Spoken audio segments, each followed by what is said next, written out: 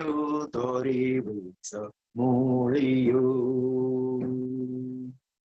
કામ ને ક્રોધ લોભ માયાની વૃત્તિ પોતાની પ્રતિષ્ઠાથી ઉભી મૂળ સૃષ્ટિ સર્પિલ વૃત્તિએ ગળ્યું અહમ નોળિયું અડળ સાકરને ઝેરમાઈ ગોળિયું જીહા અનંત રોગનો મૂળ ઉખડ્યું વર્તે આરણ દાદા દિયો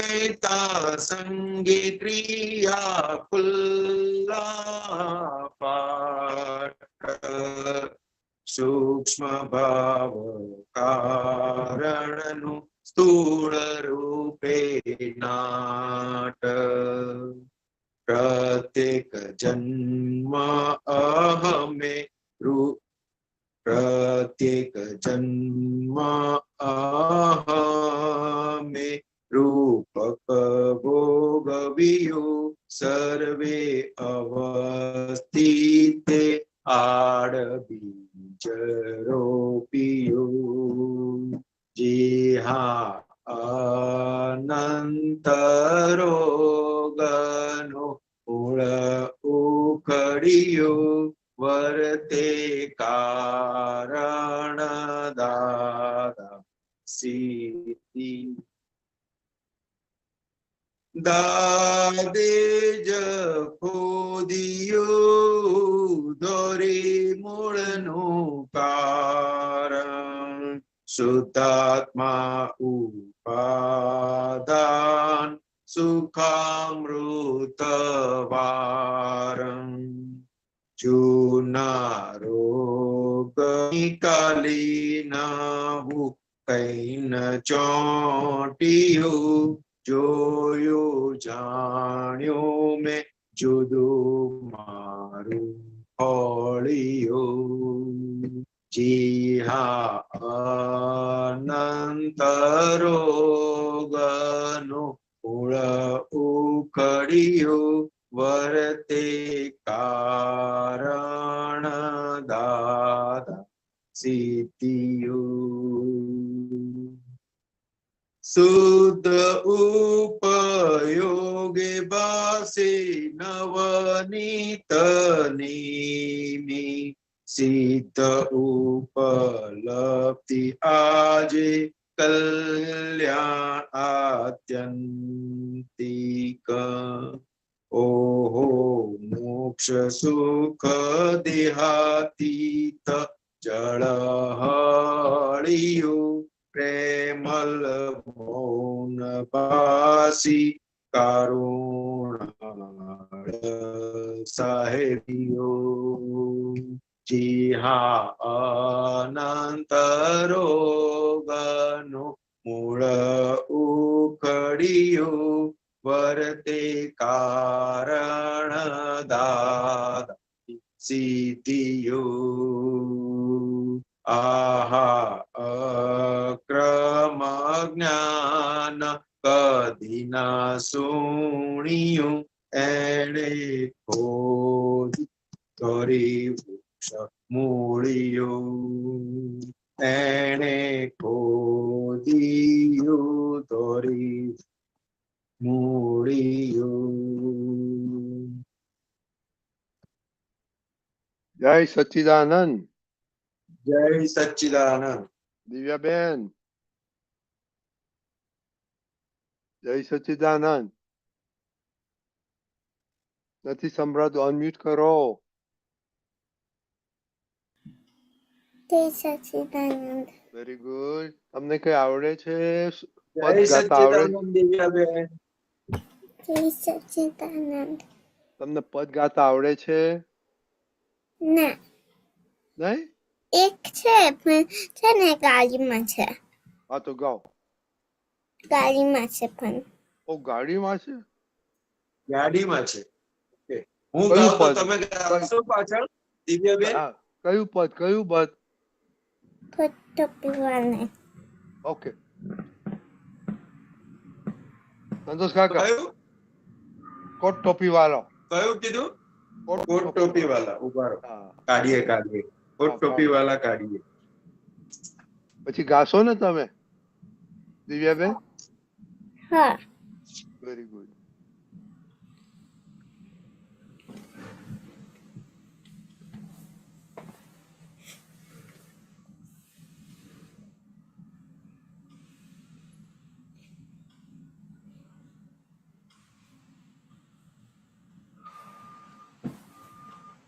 कोट टीपी वाले दादाजी हमारे 459 कोट टोपी वाला दादा हमारा. राइट दिव्याबेन?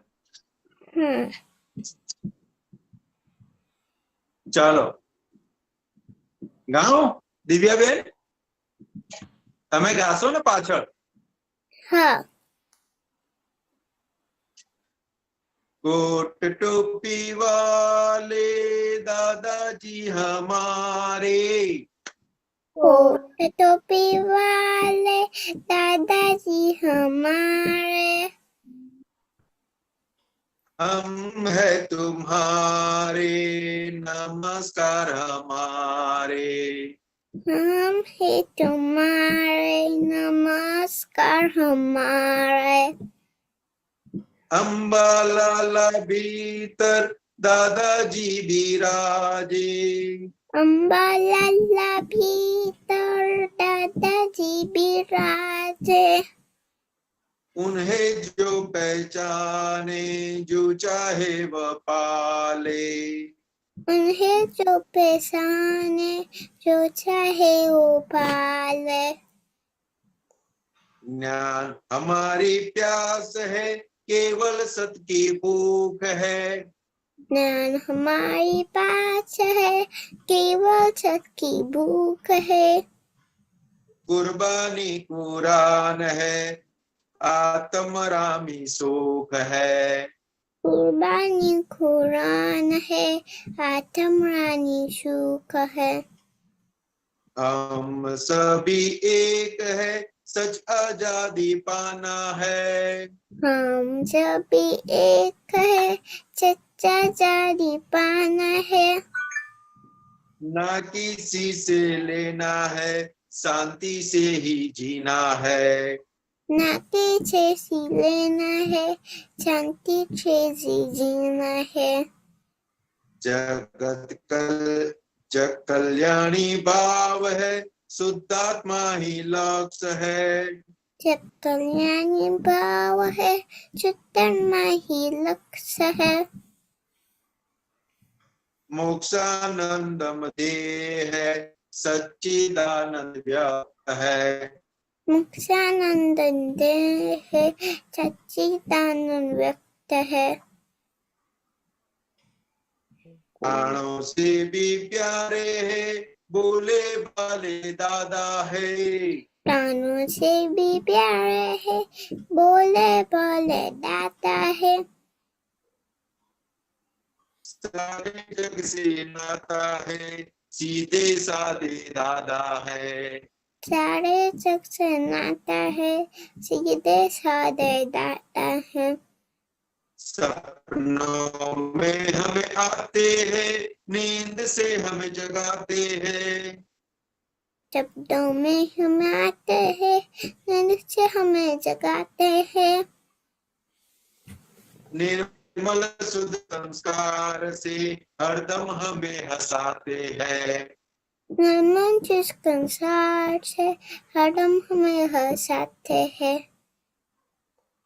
चरणों में झुककर हम बंधन मुक्त होते हैं चरणों में झुककर हम बंधन मुक्त होते हैं अक्रम ज्ञानी विज्ञानी ये मुक्ति सुख देते हैं अक्रम ज्ञानी विज्ञानी मुक्ति सुख देखते हैं।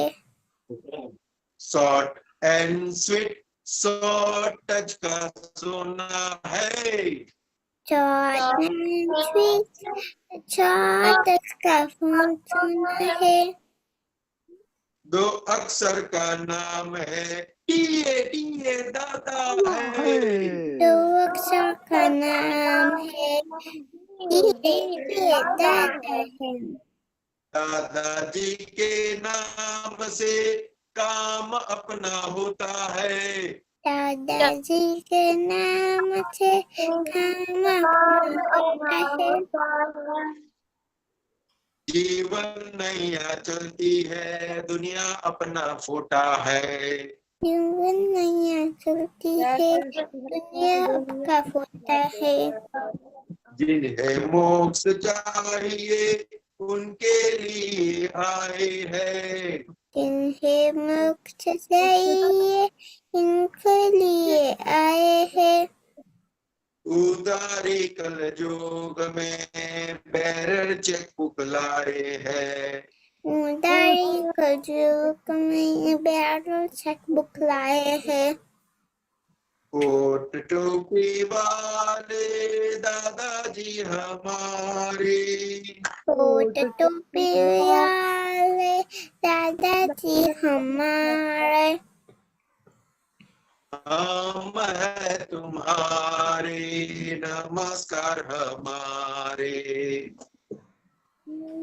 हम है तुम्हारे नमस्कार हमारे। हम है तुम्हारे नमस्कार हमारे। हम है तुम्हारे नमस्कार हमारे। जय सच्चिदानंद। जय सच्चिदानंद। गुड गुड दिव्या बहन। Very good, very Good, good, good Divya Divya बहन। दक्ष, आपको पसंद पड़ा दिव्या बहन का फॉलो अप? हाँ दादा। साक्षीबा हाँ। और मोनिका? ओके ओके, त्रिमंत्र बुलाइए संतोष आनंद जी। त्रिमंत्र बुलाइए। नमो वित्रागाय। नमो वित्रागाय।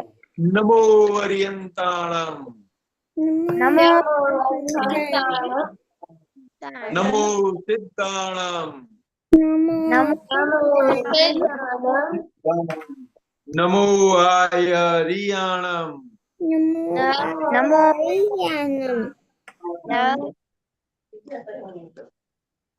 नमो उवज्जायाणम। नमो लुई सौव साहुणम।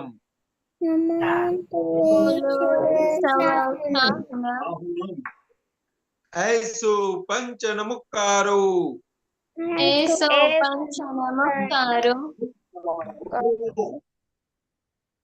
सौव पावक पणासणो। मंगलाणम च संवेशी।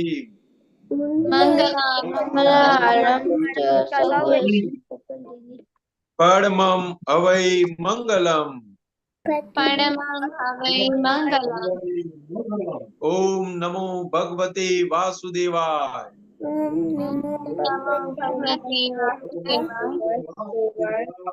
ओम नमः शिवाय।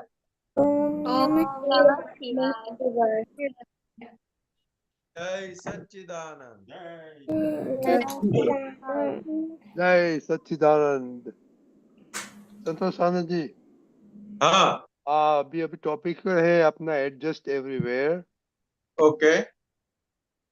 दूसरे को બીજાને અનુકૂળ બીજાને થતા આવડે। અનુકૂળ થતા આવડે એને કોઈ દુઃખ જ ન હોય। Adjust everywhere. हाँ, हिंदी में बोलो, हिंदी में। दूसरों को अनुकूल होना आता है उसे कोई दुख हो ही नहीं सकता। अतः एडजस्ट एवरीवेयर। हाँ, तो इन लोग के साथ बातें करो ये कि इसका मीनिंग क्या होता है। ज्यादा ने दादाजी ने क्यों ये दिया, किसके लिए दिया?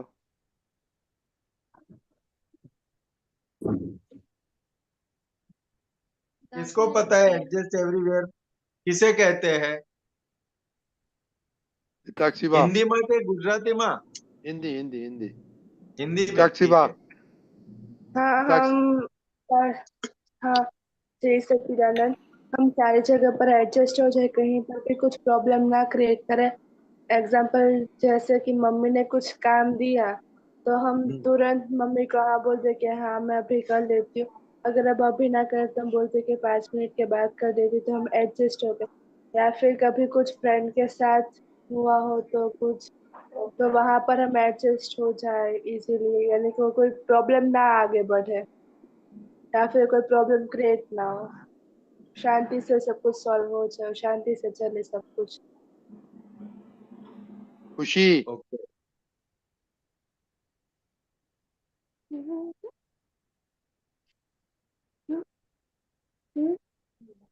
संतोष काका ने पूछा एडजस्ट एवरीवेयर का मीनिंग क्या होता है?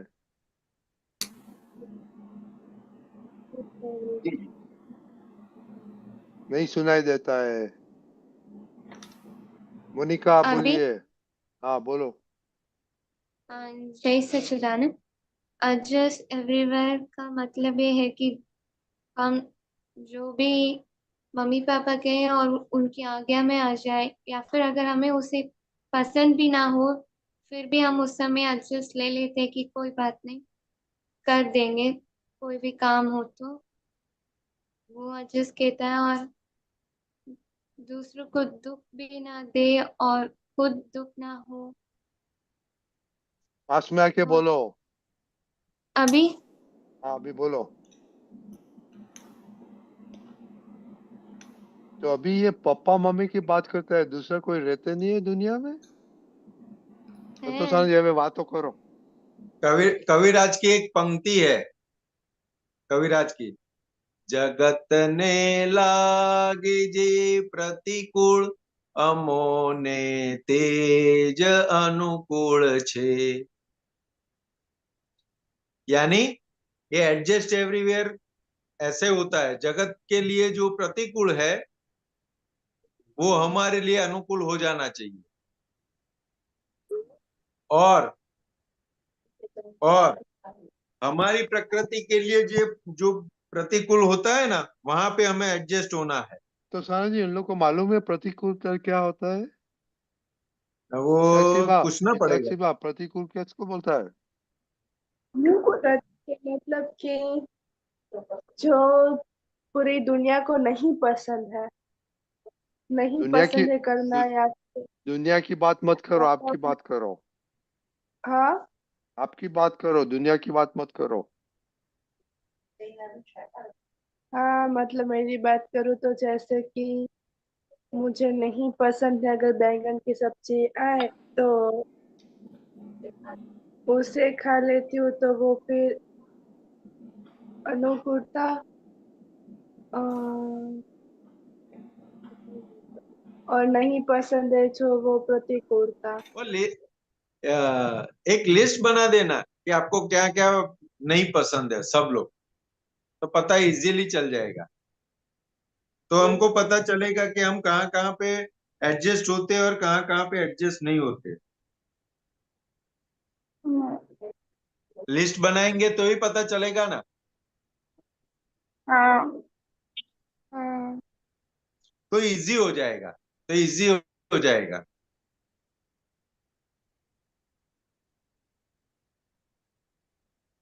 हाँ लेकिन हम और उससे भी इजी करना है ना, तो कैसे होता है? कंफर्ट जोन मालूम है सबको? कंफर्ट जोन यानी हाँ वो कंफर्ट जोन है ना, उसमें से बाहर निकलना पड़े ना, उसको बाहर निकलने के लिए एडजस्टमेंट लेना पड़ता है, तो ही बाहर निकल पाते हैं कंफर्ट जोन से, नहीं तो कंफर्ट जोन से बाहर नहीं निकल पाते। हाँ। तो इसका एग्जाम्पल दो। आप लोग घूमने के लिए जाते हो कभी कहीं? हाँ हाँ दादा पिकनिक पिकनिक पर जाए गए हो आप लोग पिकनिक पर? हाँ हाँ गए हैं। नहीं कौन गए कौन गया है पिकनिक पर? हाथ ऊंचा करो।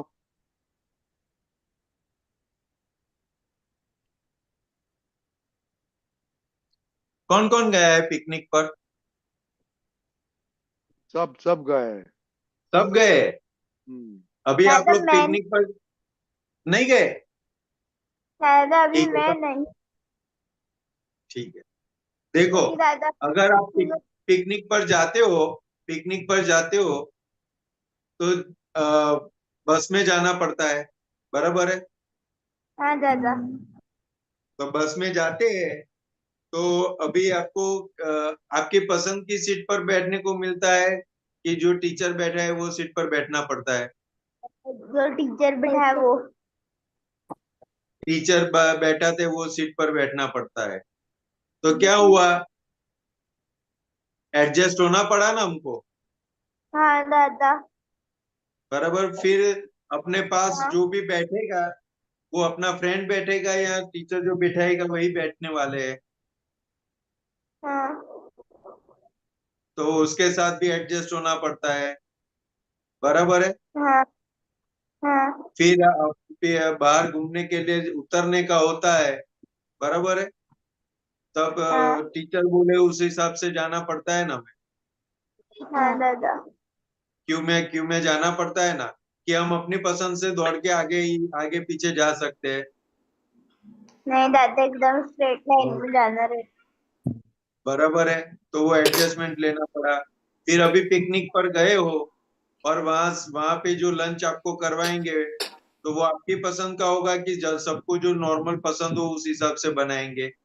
दादा जो सबकी नॉर्मल पसंद रहेगी वो बनाएंगे तो अपनी पसंद का नहीं आएगा तो फिर क्या करना पड़ेगा, एडजस्ट होना पड़ेगा कि नहीं होना पड़ेगा? एडजस्ट होना पड़ेगा दादा और अगर कहीं पर भी अगर नाइट होल्ड करने का आ जाए पिकनिक में, तो जो अपने को रूम मिलेगी रहने के लिए तो हाँ अकेले के लिए होगी कि दो तीन चार लोग साथ में आएंगे सोने के लिए? होता है अकेले को तो नहीं मिलता ना। हाँ हाँ, तो सबको साथ में देते हैं ना, तीन लोग चार लोग ऐसे साथ में देते हैं ना, तो वो सब अपनी पसंद वाले होते हैं कि टीचर रखते हैं उसके साथ रहना पड़ता है। हाँ हमारे उसमें तो अभी जैसे ट्रिप पे लेके जाएंगे तो जैसे आपको रूममेट्स रखने आप वैसे रख सकते हो पर जैसे हाँ, दादा रूम में कोई भी नहीं रह रहा उसके साथ फिर तो दादा सर चेंज कर देते हैं सर लेकिन लेकिन लेकिन वो क्या हमें क्या करने का होता है, अगर हमें जो भी रूममेट मिले उसके साथ हमें एडजस्ट हो जाना चाहिए। हाँ अपनी पसंद वाले रहेंगे तो फिर हमारा डेवलपमेंट अटक जाएगा, हाँ क्योंकि एडजस्टमेंट होना वो तो पहले अपने कंफर्ट जोन में से बाहर निकलने का होता है।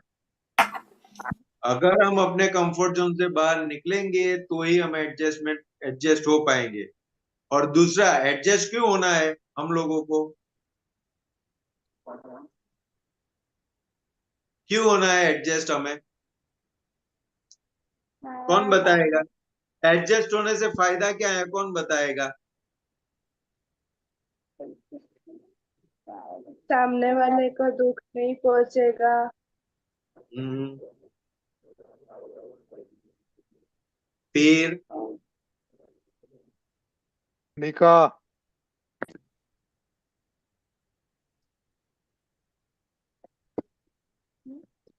फर्म। सबसे सबसे पहले तो क्या होगा, अगर एडजस्टमेंट का सबसे पहला फायदा क्या होगा, तो टकराव टल जाएगा।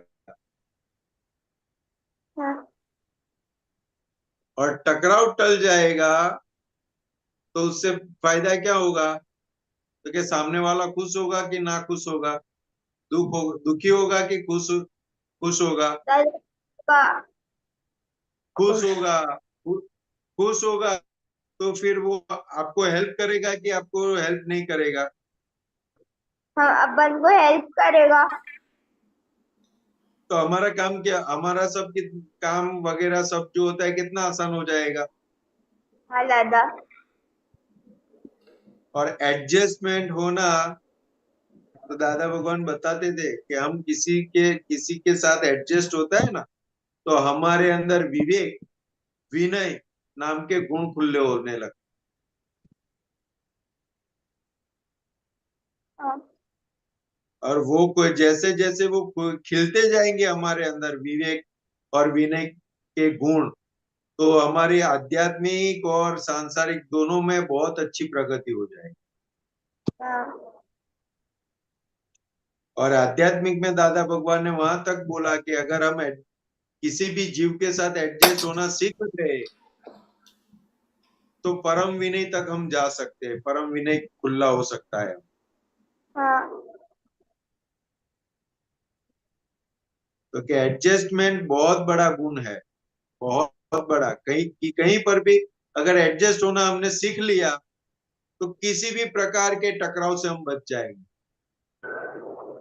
मोनिका और खुशी दोनों सिस्टर एडजस्ट होती है कि नहीं होती है अभी? खुशी हो जाती है, मोनिका दीदी नहीं होती है। कि हाँ मेरे ना, लिए हो जाए।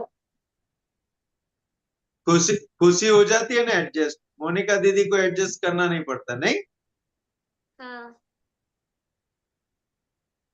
तो और मोनिका दीदी क्या करती है फिर? रिवर्स में क्या होता है संतोष काका?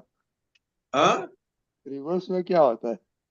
हाँ, मोनिका दीदी फिर क्या करती है अगर दादा खुशी खुशी को adjust- क्या बताए मोनिका? वैसे वैसे देखो, बड़े लोग ही एडजस्ट होते हैं ना, छोटे थोड़ी हाँ एडजस्ट होते हैं। खेलने हाँ, का बड़े लोग अगर टाइम। अगर छोटे की बात माने तो इसलिए हाँ, क्या पता है?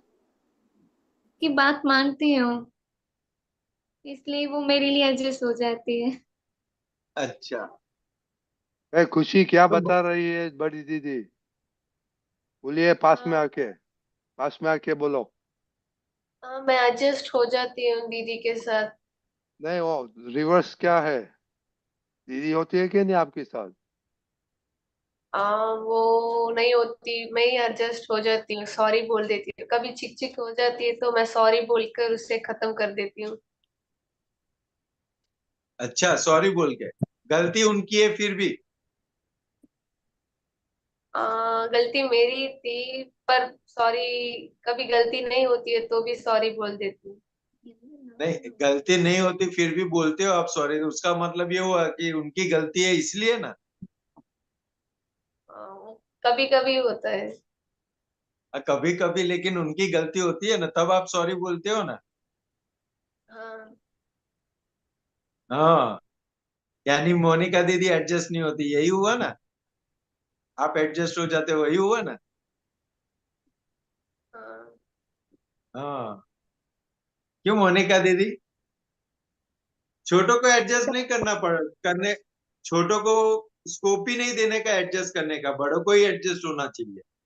बड़ी है ना, दादागिरी करती है। नहीं हाँ, दादा, वो करती है। नहीं वो तो प्रेम होता है, नहीं मोनिका दीदी का प्रेम होता है ना वो तो। दादा मैं उसे कभी कभी कहती हूँ, उस समय वो एडजस्ट ही नहीं होती है, और बाद में हाँ, कहती है मेरी गलती। नहीं वो तो आपका प्रेम होता है, वो उसको उनको समझने का होता है कि बड़े अगर डांटते हैं, अगर कुछ भी बताते हैं, तो उनका प्रेम होता है। और बड़े को ऐसा रखना चाहिए, बड़े को ऐसा रखना चाहिए कि हमसे जो छोटे उनके साथ हमें एडजस्ट होना है और प्रेम से रहना है। और छोटों को ऐसा रखना है कि अगर बड़ा कभी भी डांटते हैं या कुछ भी बोलते हैं हमें, तो हमें उससे सीखना है। वो उनका प्रेम है, वो हमें सिखाते हैं। तो कभी भी आपके बीच में टकराव नहीं होगा। ये दोनों का जो व्यू पॉइंट देखने का दृष्टि, अगर नजरिया बदल जाएगा ना, तो बहुत प्रेम से आप दोनों रह पाओगे। किसी के भी साथ भी ऐसे रहोगे तो प्रेम से रह पाओगे। मालूम पड़ा दोनों दीदी को? हाँ ओके, अगर तो कोई कल। भी अपने से बड़ा है और हमें कुछ भी बताते हैं ना, तो उससे हमें सीखना है क्यों? क्योंकि हमें जो दिखाई नहीं देता वो उनको दिखाई देता है। इसलिए महाभारत है ना, महाभारत, महाभारत का तो आपने देखा है ना, सब देखते हैं ना।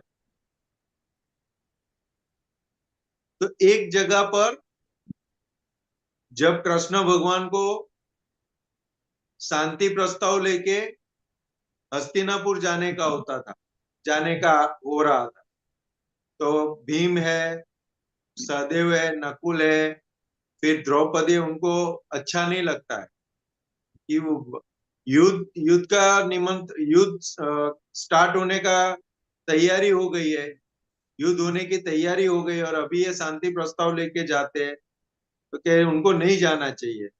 तब अर्जुन बताते हैं कि उन्होंने, वो जा रहे हैं तो उसके पीछे उनकी कुछ दृष्टि है, इसलिए वो जा रहे हैं। अभी हमें समझ में नहीं आता, हमें दिखाई नहीं देता, लेकिन वो जाएंगे तो हमारे हित में ही होगा। उनको पूरा और पक्का विश्वास था अर्जुन को कृष्ण भगवान पर। तो क्या हम अभी हमें नहीं दिखाई देता, कोई बात समझ में नहीं आती, लेकिन अगर कोई बड़ा हमें कुछ भी निर्देश करते हैं तो ये पक्का हमें समझ के रखने का कि हमारे हित में होगा।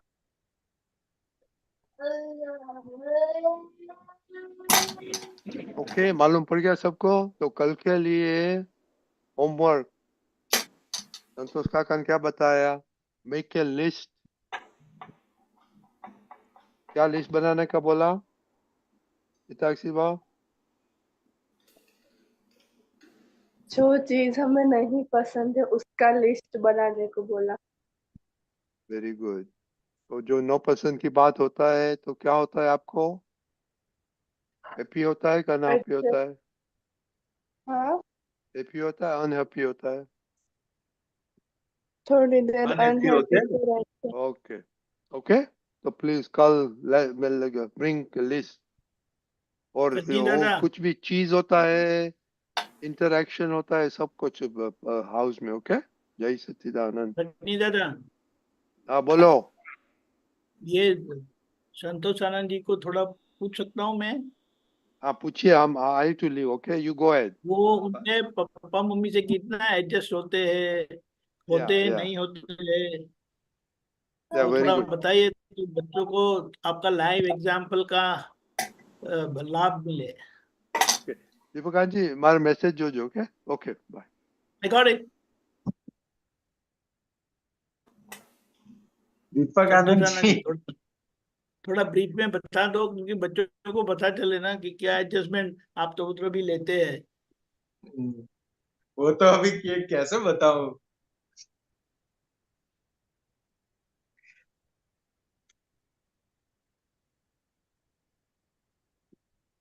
हम्म।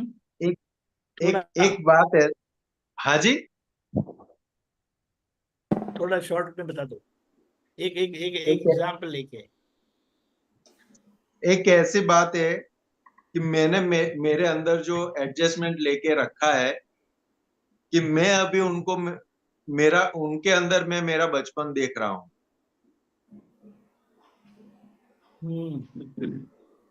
बहुत बढ़िया, ये समझ में और आया। उसका क्या मतलब है मोनिका, उसका क्या मतलब है हिताक्षी भाई, इसका क्या मतलब है?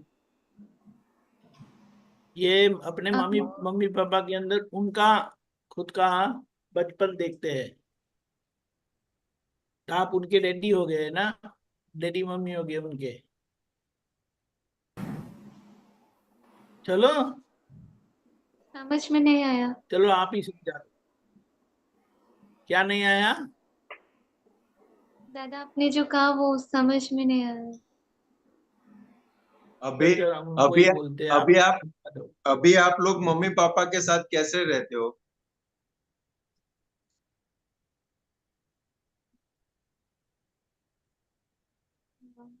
हम्म, मोनिका? बच्चों की तरह आर्ग्यूमेंट बच्चों करती की हूँ आज। बच्चों की तरह रहते हो तो आपको सब फ्रीडम है ना?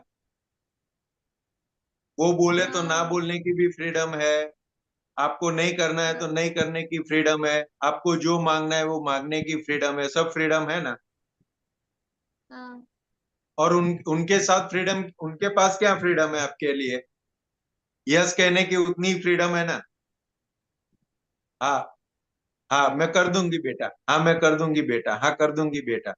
उनके उनके पास उतनी ही फ्रीडम है, और आपके पास कितनी सारी फ्रीडम है। आपको काम नहीं करना है तो मना कर दोगे कि नहीं करना, आज मूड नहीं है, वो सब आप कर सकते हो, लेकिन वो ऐसा कभी नहीं कर सकते। अभी समझ में आया? हाँ।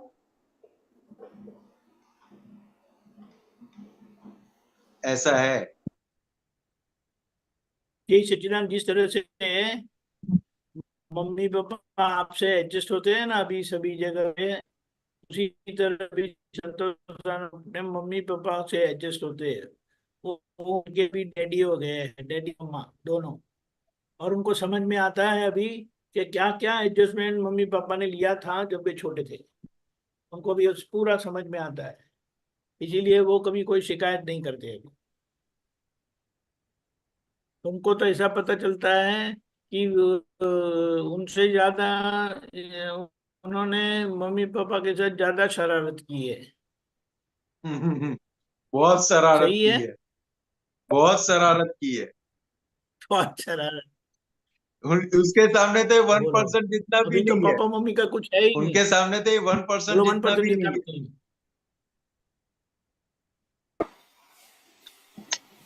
ओके, जय सच्चिदानंद बच्चों, कल मिलते हैं। हाँ, आपका होमवर्क जो आपको ना पसंद है उसका लिस्ट बनाना। जय सच्चिदानंद। दिव्या बहन, जय समझ में आया? सच्चिदानंद। ओके, जय सच्चिदानंद, थैंक यू। जय सच्चिदानंद। दिव्या जय बहन, जय सच्चिदानंद। सच्चिदानंद।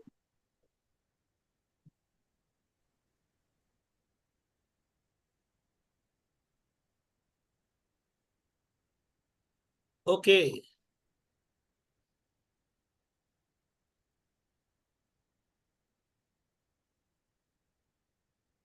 ભરતી બેન, કયું પદ ગાવાના છો?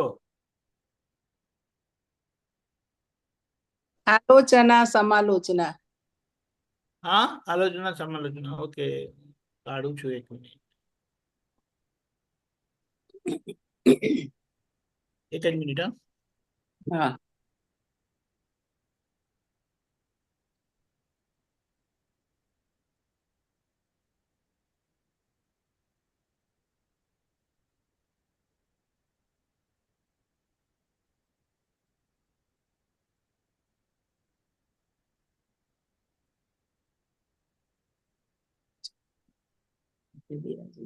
સરસ્વતી.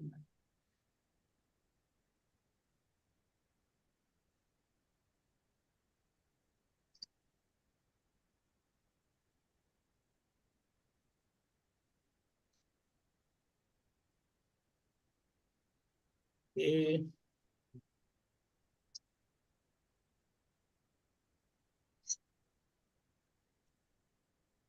જય સચ્ચિદાનંદ.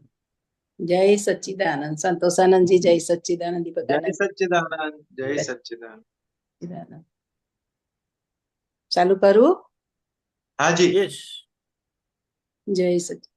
આલોચના સમાલોચના વિચારણા કરીને પ્રતિક્રમી પ્રત્યાખ્યાને હળવા થઈએ.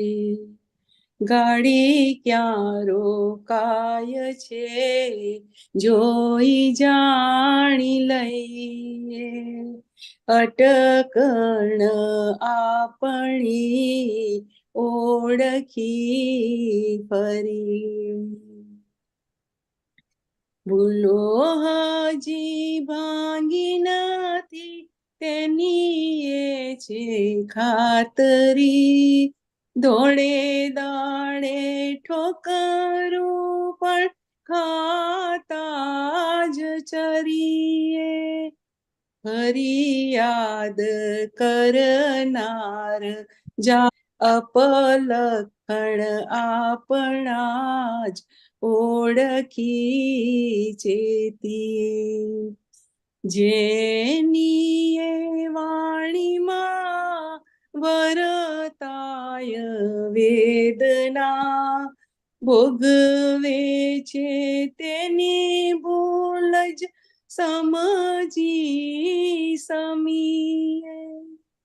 લેણા દેણા પૂદગલના ચૂકવી દઈએ, સમભાવે નિકાલી યજ્ઞ આરંભીએ.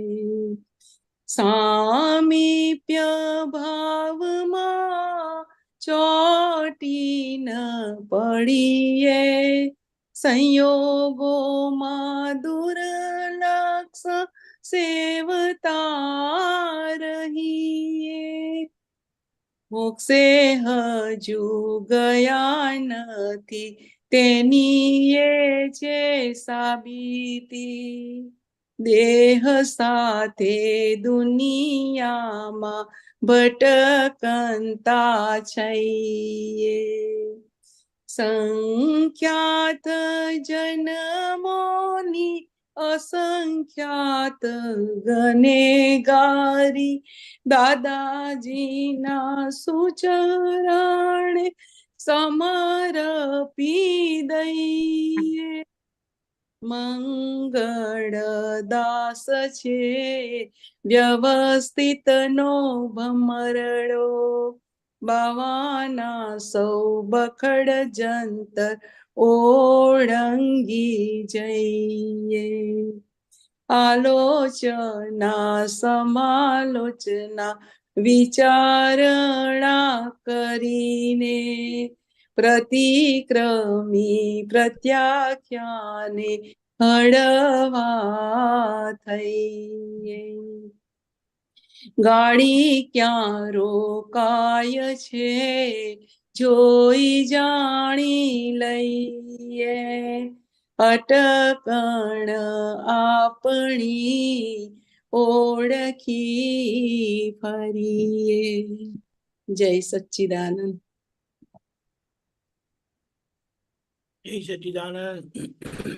જય સચ્ચિદાનંદ.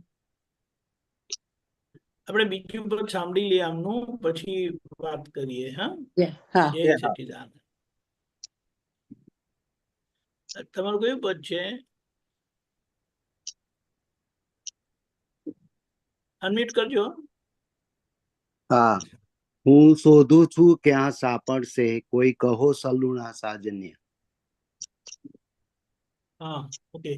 સીડી કઈ છે ખબર છે? ના. હા, કઈ વાંધો નહીં, તમે શરૂ કરો. એમને મોકલ્યું નથી તમે પ્રમોદભાઈ? હે, બોલો બોલો, વાંધો નહીં, તમે શરૂ કરો. હા, મોકલ્યું તું મેં. રજનીભાઈ મોકલેલું છે. મોકલેલું છે. રજનીભાઈને મોકલો, રજનીભાઈ અહીંયા નથી. ઓકે, હા હા, તો જય સચ્ચિદાનંદ. હા, તમે શરૂ કરો, હું જય. પાડું છું. હું શોધું છું ક્યાં સાપડશે કોઈ કહો સલુણા સાજનિયા. હું જંખું છું તે ક્યાં મળશે કોઈ કહો સલુણા સાજનિયા. જેને હૈયે હેત અગાધ ભર્યું, જેને નયણે અમૃત જાય જર્યું, જેને અંગે આત્મિક નૂર ભર્યું.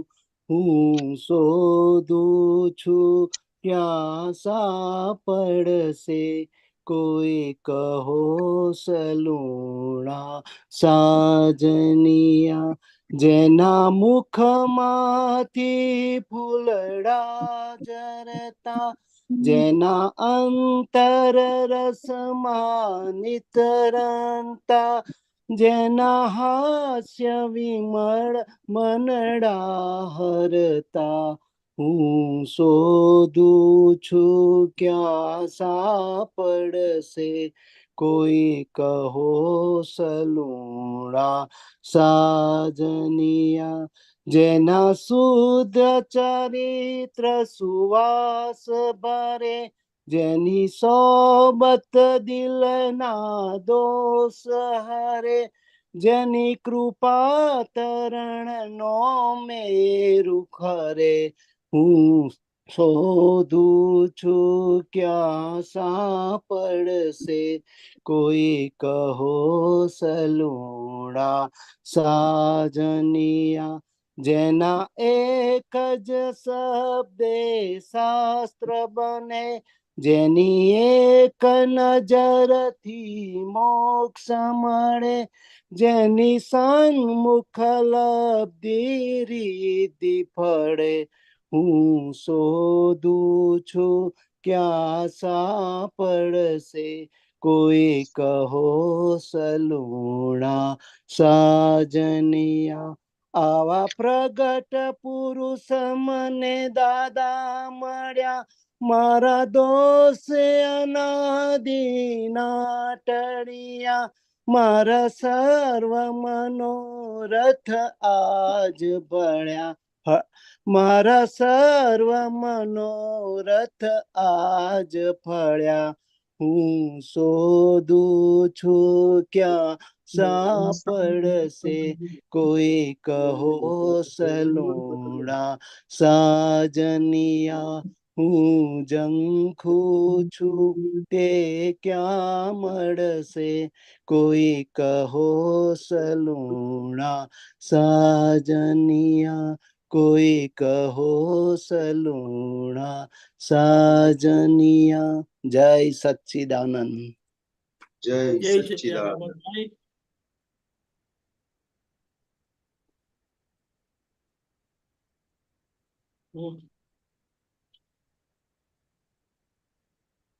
એક મિનિટ હા.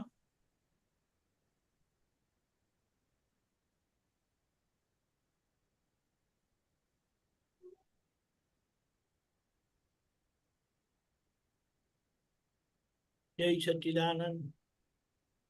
જય સચ્ચિદાનંદ.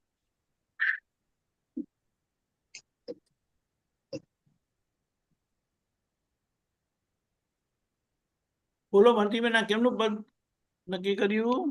આ હમણાં પર્યુષણ ગયા ને આ હમણાં દિગંબરના ચાલે છે એટલે મને એવું થયું કે આ પદ પસંદ કરવું એમ એટલા માટે મેં આ ગાયું.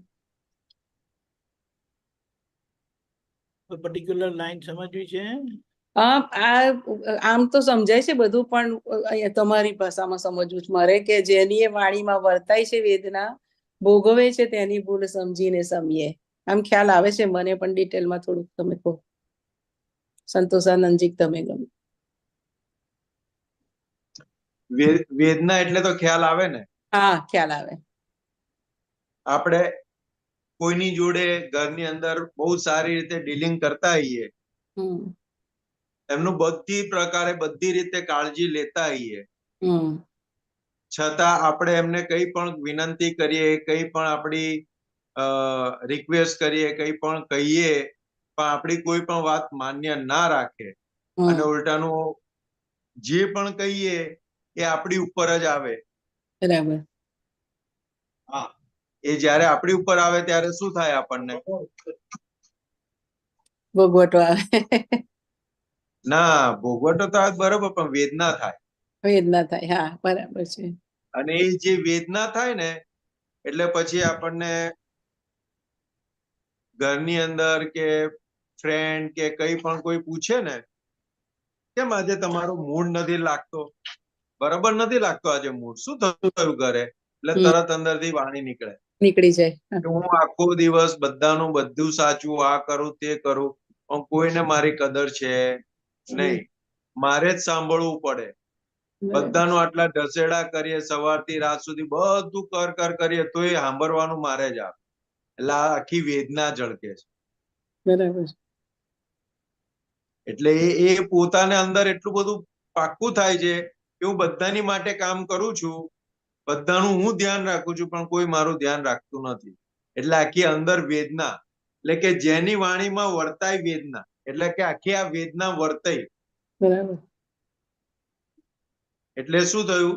એટલે પછી એનું કીધું કે ભોગવે છે તેની ભૂલ જ સમજીને સમીએ. એટલે બરાબર કે આ વેદના આવે છે તો કે એ આપણે એડજસ્ટમેન્ટ નથી આપણી જોડે કોઈ પણ રીતનું, એટલે આપણે એ વેદના વર્તાય છે. પણ જો આપણને ખબર પડી જાય કે આ ભૂલ મારી છે અને મારા ભૂલના લીધે આ મારો ભોગવટો આવેલો છે, તો એ વેદના જતી રહે. બરાબર.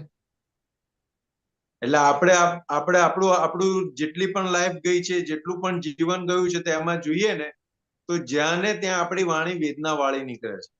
બરાબર છે. અને વેદના વાળી નીકળવાનું પાછળ શું? તો કે આપણને વ્યવસ્થિત શક્તિ જે સમજાતું નથી. બરાબર છે. કે આ વ્યવસ્થિત શક્તિએ મને ભોગવટો મોકલ્યા છે. આ ભોગવટો વ્યવસ્થિત ના આધારે આવેલો છે, મારા કર્મના આધારે આવેલો. જે સમજાય ને તો વેદના જતી. બરાબર છે. પણ કે એ સ્ટેપ ચૂકાઈ જાય છે આપણે. હમ એટલે ભોગવે છે તેની ભૂલ જ સમજીને સમીએ, એ સામાન્ય વાત છે. કે કોઈ પણ મુમુક્ષ હોય કે જેને જ્ઞાન દ્રષ્ટિ નથી, તો કે આ બધાને કામમાં લાગે આગળ વધવા માટે કે મારે ભોગવટો આવ્યો છે એટલે મારી ભૂલ છે. ભૂલ છે. હવે આપણે આજ્ઞાધારી થયા એટલે આપણે આજ્ઞાની દ્રષ્ટિએ જોઈએ તો કે વ્યવસ્થિત ની બહાર કશું છે નહીં, બરાબર અને છે. મારા જ કર્મનો ભોગવટો છે. માટે વ્યવસ્થિત શક્તિ જે પૂર્વે અવસ્થિત કરીને આવેલા એને વ્યવસ્થિત કરી રહી છે. બરાબર છે. તો કે આપણને એ દેખાય, સમજાય. તો કે આખા દિવસ દરમિયાન રોજ ઘરની અંદર કેટલી બધી જગ્યાએ બનતું હોય છે. બરાબર છે. એ દરેક જગ્યાએ આપણને આટલું સમજમાં રહ્યું તો આપણું કામ થઈ ગયું.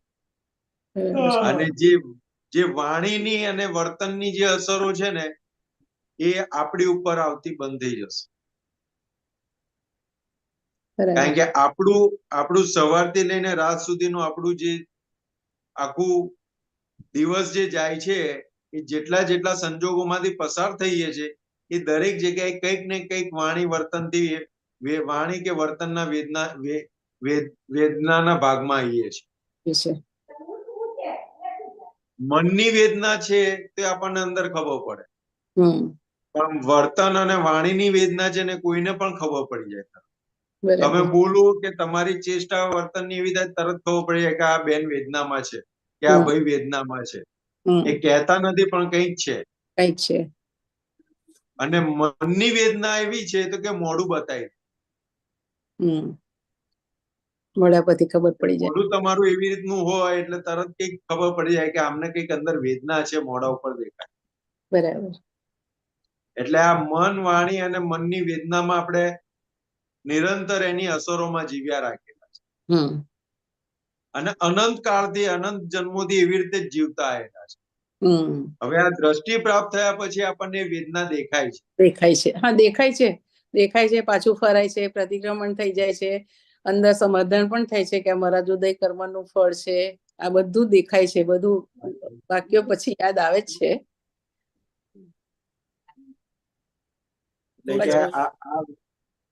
સમજાય આપણને. આ પછી છે ને સામીપ્ય ભાવમાં ચોંટી ન પડીએ, સંયોગોમાં દુર્લક્ષ સેવતા રહીએ જરાક. એટલે કે સામીપ્ય ભાવમાં ચોંટી ન પડીએ, સંયોગોમાં દુર્લક્ષ સેવતા રહીએ. એટલે કે સામીપ્ય ભાવ એટલે જે કઈ પણ આપણો ભોગવટો આવે છે ને તો કે હું શુદ્ધાત્મા છું એ કરીને આપણે છૂટા છે. પણ જયારે ભોગવટો આવે છે ત્યારે એ ફાઇલ નંબર 1 ને ભોગવટો આવે છે. અને જયારે ફાઇલ નંબર 1 ને ભોગવટો આવે છે ત્યારે જે જૂનો અધ્યાસ પડેલો છે મને થયું કરીને એ ત્યાં આગળ ચોંટી પડાય. છૂટું નથી રહેતું એટલે ત્યાં ચોંટી પડાય છે. એટલે કે સામીપ્ય ભાવમાં ચોંટી ન પડે. તો કે આવું કઈ પણ આવે ભોગવટો તો કે હું એનાથી જુદો એવો શુદ્ધાત્મા છું. ભોગવટો કોને આવે છે? તો કે જે પૂર્વે ભૂલ કરીને આવેલો તો એને ભોગવટો આવે છે.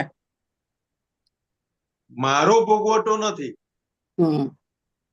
હું શુદ્ધાત્મા છું. પણ જે ભૂલ કરીને આવેલો હતો એને ભોગવટો આવે છે. હવે આ જાગૃતિ નથી રહેતી એટલે કે સામીપ્ય ભાવમાં ચોંટી ના પડી, એટલે કે એ ચોંટી પડવાનો જે ભાગ આવે છે તો કે એનાથી મુક્ત થઈ જઈએ, ચોંટી ના પડી. ચોંટી ના પડીએ. હા, એટલે સંયોગોમાં દુર્લક્ષ સેવતા રહીએ. તો કે આવું લક્ષ આપણને પ્રાપ્ત થયું છે, હું શુદ્ધાત્મા છું, એ જે આપણને પ્રાપ્ત થયું છે એ લક્ષ્ય સેવતા સેવતા આપણે આગળ વધતા જઈએ. બરાબર છે. કે દરેક સંજોગોની અંદર હું શુદ્ધાત્મા છું એ લક્ષ્ય સાથે હું જીવતો છું. બરાબર.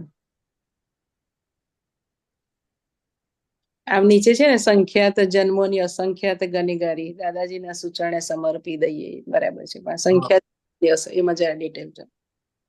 સંખ્યાત જન્મોની અસંખ્યાત ગનેગારી, એટલે કે જે મનુષ્ય તરીકે આપણને જન્મ પ્રાપ્ત થયો છે, કે સંખ્યાત જન્મોની અસંખ્યાત ગનેગારી, એટલે કે સંખ્યાત જન્મ એટલે કે જેને ગણી શકાય. તો કે સંખ્યાત જન્મોની પણ અસંખ્યાત ગનેગારી, કે જે ઇન્ફિનિટિવ જે ગનેગારી લઈને આવેલા છે. તો કે સંખ્યાત જન્મોની અસંખ્યાત ગનેગારી, તો કે એટલું બધું આપણે લઈને આવેલા છે. એટલે કવિરાજ નું એક પદ છે, ઘાસડી જેવા કરમ. એટલે કે રૂની ઘાસડી હોય ને, તો કે એને એટલી કોમ્પ્રેસ કરીને બાંધેલી હોય, અને આમ જોઈએ ને તો 4x4 ની ઘાસડી થતી હોય, પણ જયારે ખોલે ને તો 20x20 નો આખો રૂમ ભરાઈ જાય.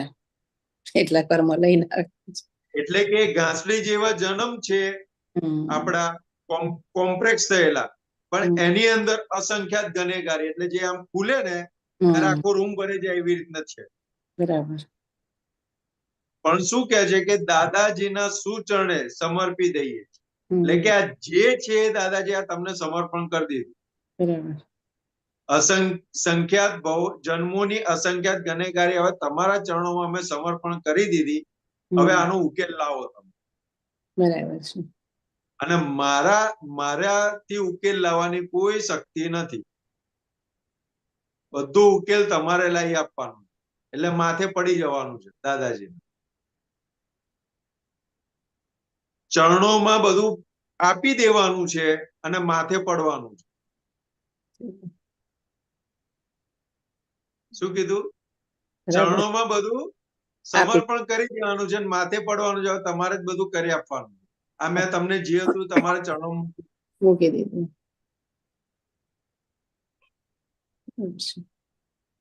એટલે કે તે આપણું જે આખું દાદાજી મળ્યા પછીનું આપણું જે શેષ જીવન છે, એ વ્યવહાર રિલેટિવ વાળો ભાગ હોય કે રિયલ ની અંદર પ્રગતિની અંદર જે કંઈ પણ કચાશ છે, તો કે આપણે એમ સમર્પણ કરીને આગળ વધવાનું છે.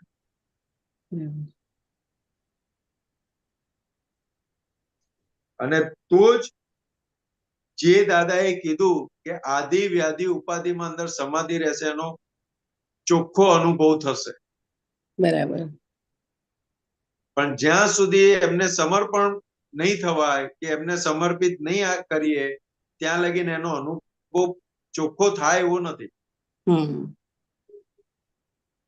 એની અસરો રહે છે. બરાબર.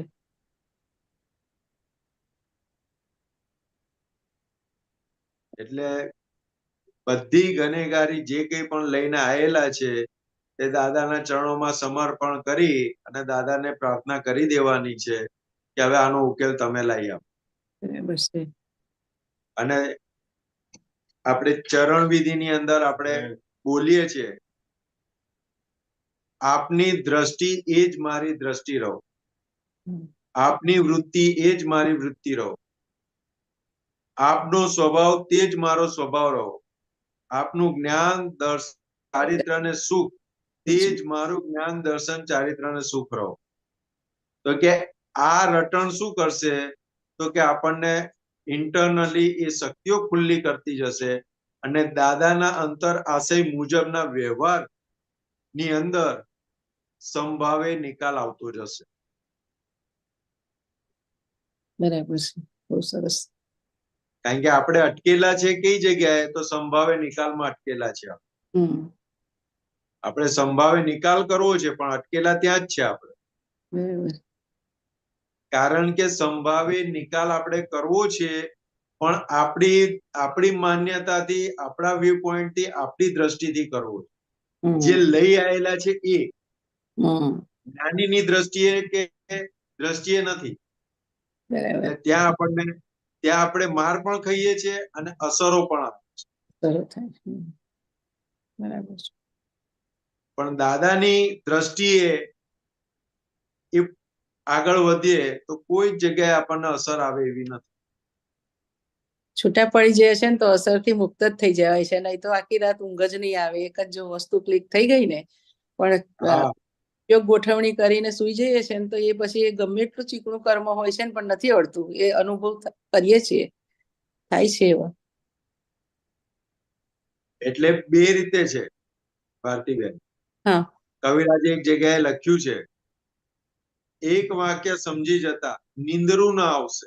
એટલે કે જ્ઞાનીની એક વાત પણ પરફેક્ટ સમજાઈ જશે ને, ઊંઘ બધી ઉડી જશે. બરાબર છે. એ જ વસ્તુ વ્યવહારની અંદર છે. એક અટકણ અટકી ગઈ તો એ ઊંઘ ઉડાડી દે. ઉડાડી દે છે. સાચી વાત છે. પેલું ઉપયોગમાં રાખે અને આ તમારે આખી રાત તમારે કોચિયા જ કરે અંદર. એટલે મહત્વ સમજવાનું છે ત્યાં આગળ. બરાબર કે છે. વ્યવહારની એક વાત આપણને ક્યાંક અટકી ગયેલા હોય તો કેટલાય જન્મો, કેટલાય વર્ષો સુધી ઊંઘવા નથી દેતા. ના ઊંઘવા દે. અને કેટલાક ખટક્યા જ રાખે. તો કે કેમ એ ખટકે છે? તો કે એનું મહત્વ સમજાયેલું છે. હા. એવી જ રીતે દાદાની એક વાતનું પણ એમના અંતરાશય મુજબ જો મહત્વ સમજાઈ જશે ને તો એ ઊંઘ ઉડી જશે. તો એ બાજુ પ્રગતિ થશે. સાચી વાત છે.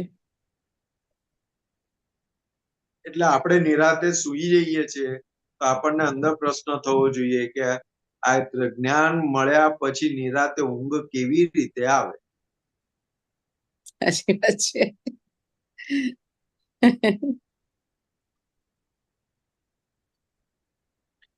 એટલે એવું નથી કે ઊંઘ આવે છે એટલે આપણે સમજ નથી. ના, એ પણ એની પ્રમાદ વાળો જે ભાગ જે છે ને એ વધારે છે.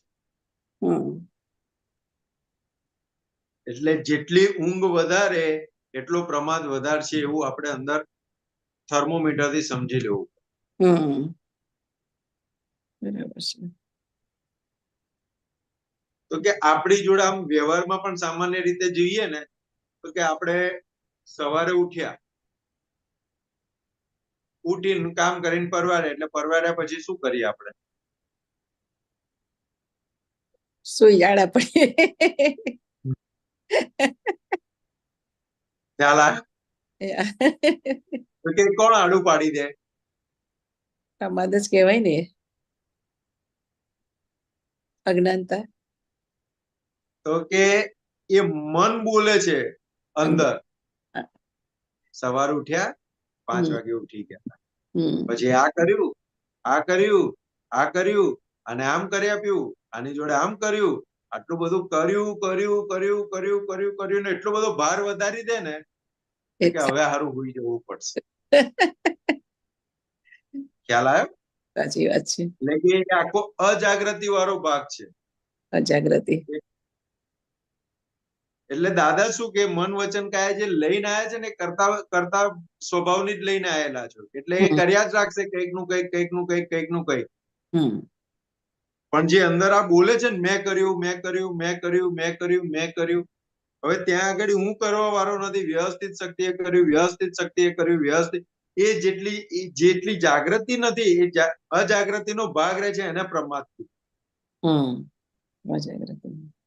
હવે એ પ્રમાદ થયો અજાગૃતિનો ભાગમાં, અજાગૃતિના ભાગનો જે પ્રમાદ થયો એ પછી ઊંઘાડી દે છે.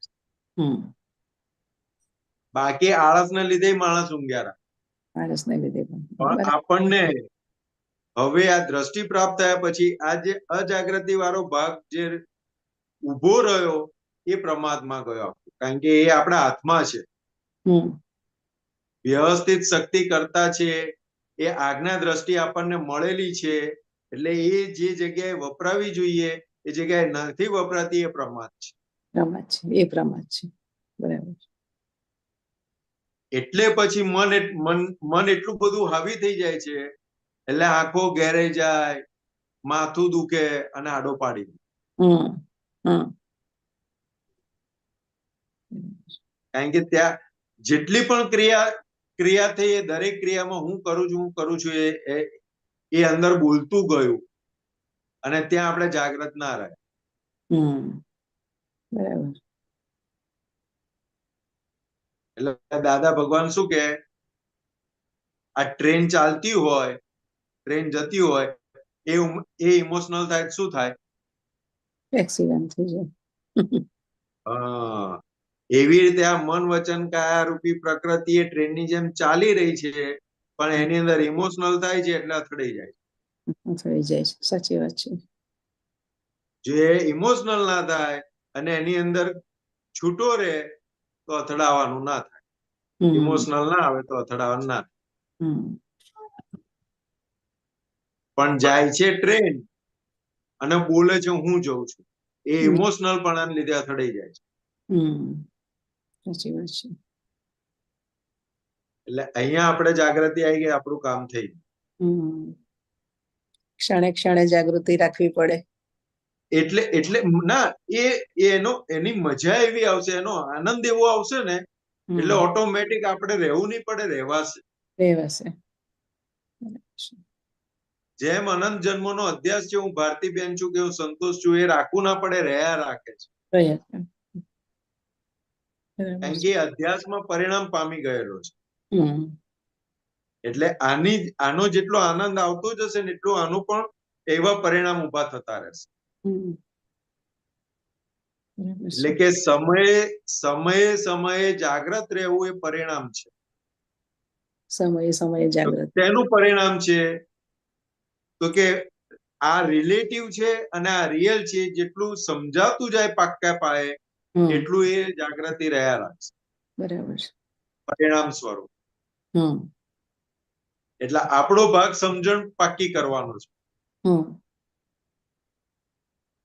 એ જેટલા પણ સવારથી લઈને સુતા સુધીમાં કે સુતી વખતે જે પણ કઈ ક્રિયાઓ બને કે જે કઈ પણ જાગીએ ત્યાં સુધી કઈ પણ થાય, તો કે દરેક જગ્યાએ દરેક સંજોગોની અંદર હું શુદ્ધાત્મા છું, આ રિલેટિવ છે, આ રિયલ છે, હું શુદ્ધાત્મા છું, એની જેટલી સમજણ પાકી થતી જશે એટલું એ પરિણામમાં આવતું જશે જાગૃતિમાં.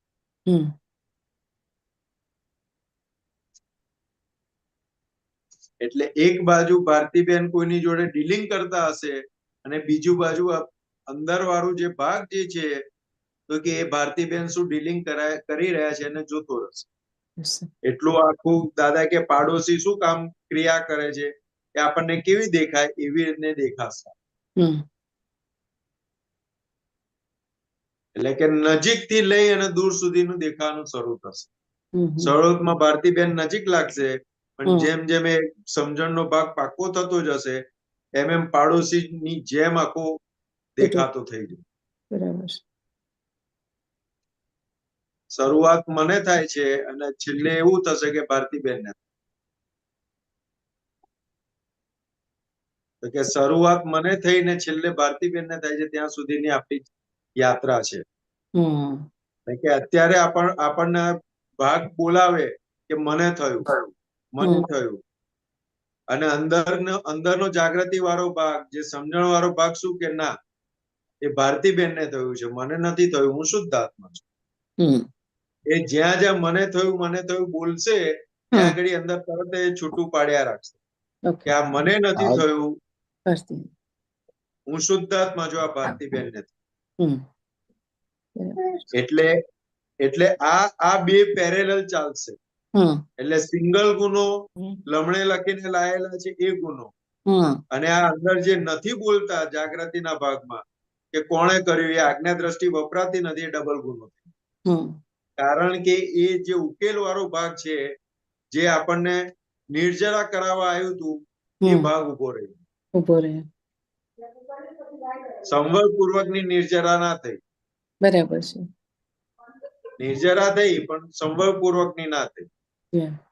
સંભાળપૂર્વક. એટલે કે આ અંદર જે આ લમણે લખીને ખોટ કહીને જે એક લઈને આવેલા છે ખોટ, તો કે મને થયું મને થયું મને થયું એ ઊભું કરાયા રાખશે દરેક સંજોગોની અંદર. અને પ્રાપ્ત થયેલી સમજ હું શુદ્ધાત્મા છું એ અંદર આજ્ઞા દ્રષ્ટિએ કરીને વપરાશે કે મને નથી થયું, થયું છે ભારતીબેન, કરાયું છે કોણે, તો કે વ્યવસ્થિત શક્તિએ. તો કે કેમ કરાવડાયું, તો કે પૂર્વે એવું આપણે લઈને આયેલા હિસાબો, એ હિસાબો અત્યારે ચૂકતે થઈ રહ્યા છે. તો કે એ જે અંદર અંદર જે જ્ઞાન ક્રિયા વાળો ભાગ જે ઉભો થાય છે, તો કે એ આપણો છે એ ના થયો, એ જગ્યાએ ના વપરો એ ડબલ ગુનો થઈ ગયો. એટલે કે લમણે ખોટ લઈને આવેલા છે એ સિંગલ ગુનાવાળી છે, એ ફરજિયાત છે, એમાંથી આપણે છૂટી શકવાના નથી. પણ આજ્ઞા દ્રષ્ટિ પ્રાપ્ત થયા પછી આજ્ઞા દ્રષ્ટિ ના વપરાય તો એ ડબલ ગુનો થઈ ગયો. કારણ કે એ નિર્જરા સંવરપૂર્વકની નિર્જરા થવાની બાકી રહી એટલે પાછું આગળ પેન્ડિંગ રહીને ભોગવટા સ્વરૂપે આવશે. બહુ સરસ, બહુ સરસ. એટલે કે હવે આપણી આ બધી ગુનેગારી જે છે એ દાદાના શરણોમાં સમર્પણ કરી અને આપની દ્રષ્ટિ એ જ મારી દ્રષ્ટિ રહો એમ કરીને આપણે વહી જવાનું છે.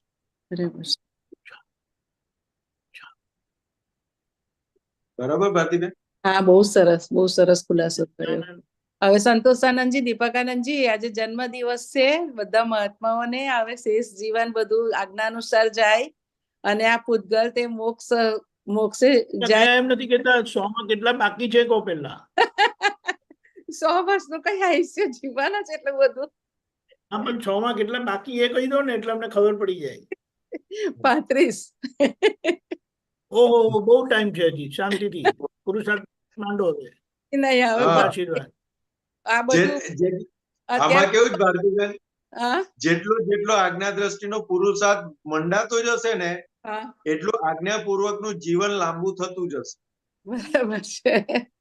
બસ હવે તો એવું જ થાય છે, દાદા પાસે પ્રાર્થના જ કરીએ છીએ કે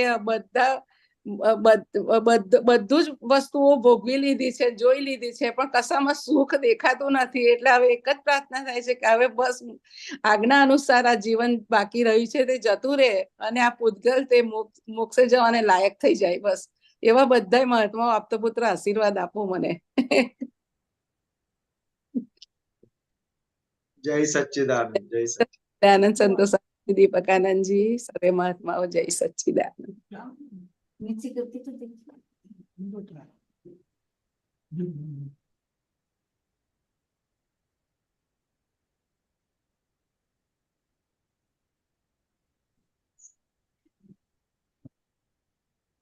જય સચ્ચિદાનંદ. ઓકે પ્રમોદભાઈ, તમારું કોઈ એક જ મિનિટ.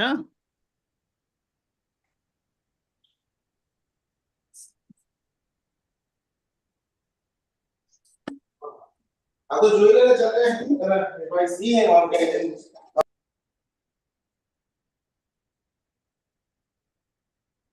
પ્રમોદભાઈ.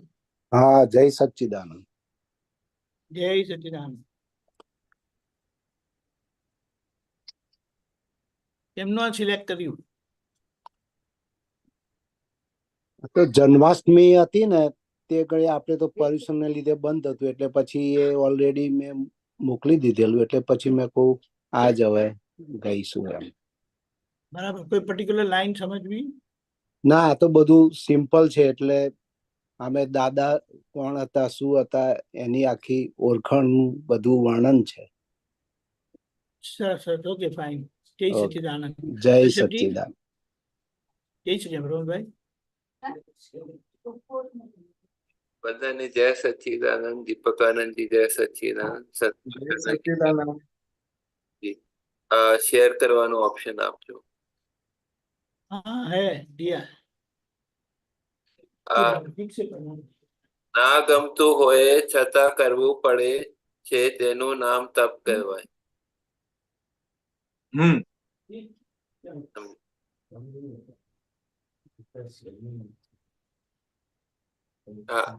સમજાવજો. ના ગમતું એટલે એક એક્ઝામ્પલ આપીએ. એક્ઝામ્પલ, ટીવી જુઓ ખરા? હમ એમાં શું ગમે તમને જોવાનું? બધા માટે સત્સંગી જોઉં છું અને બરાબર છે. થોડું આપના ઇન્ફોર્મેશન જો હેલ્થ માટે રિલેટેડ આપના પ્રોફેશન માટે જોઉં છું. થોડું એન્ટરટેનમેન્ટ પણ કદાચ સોંગ.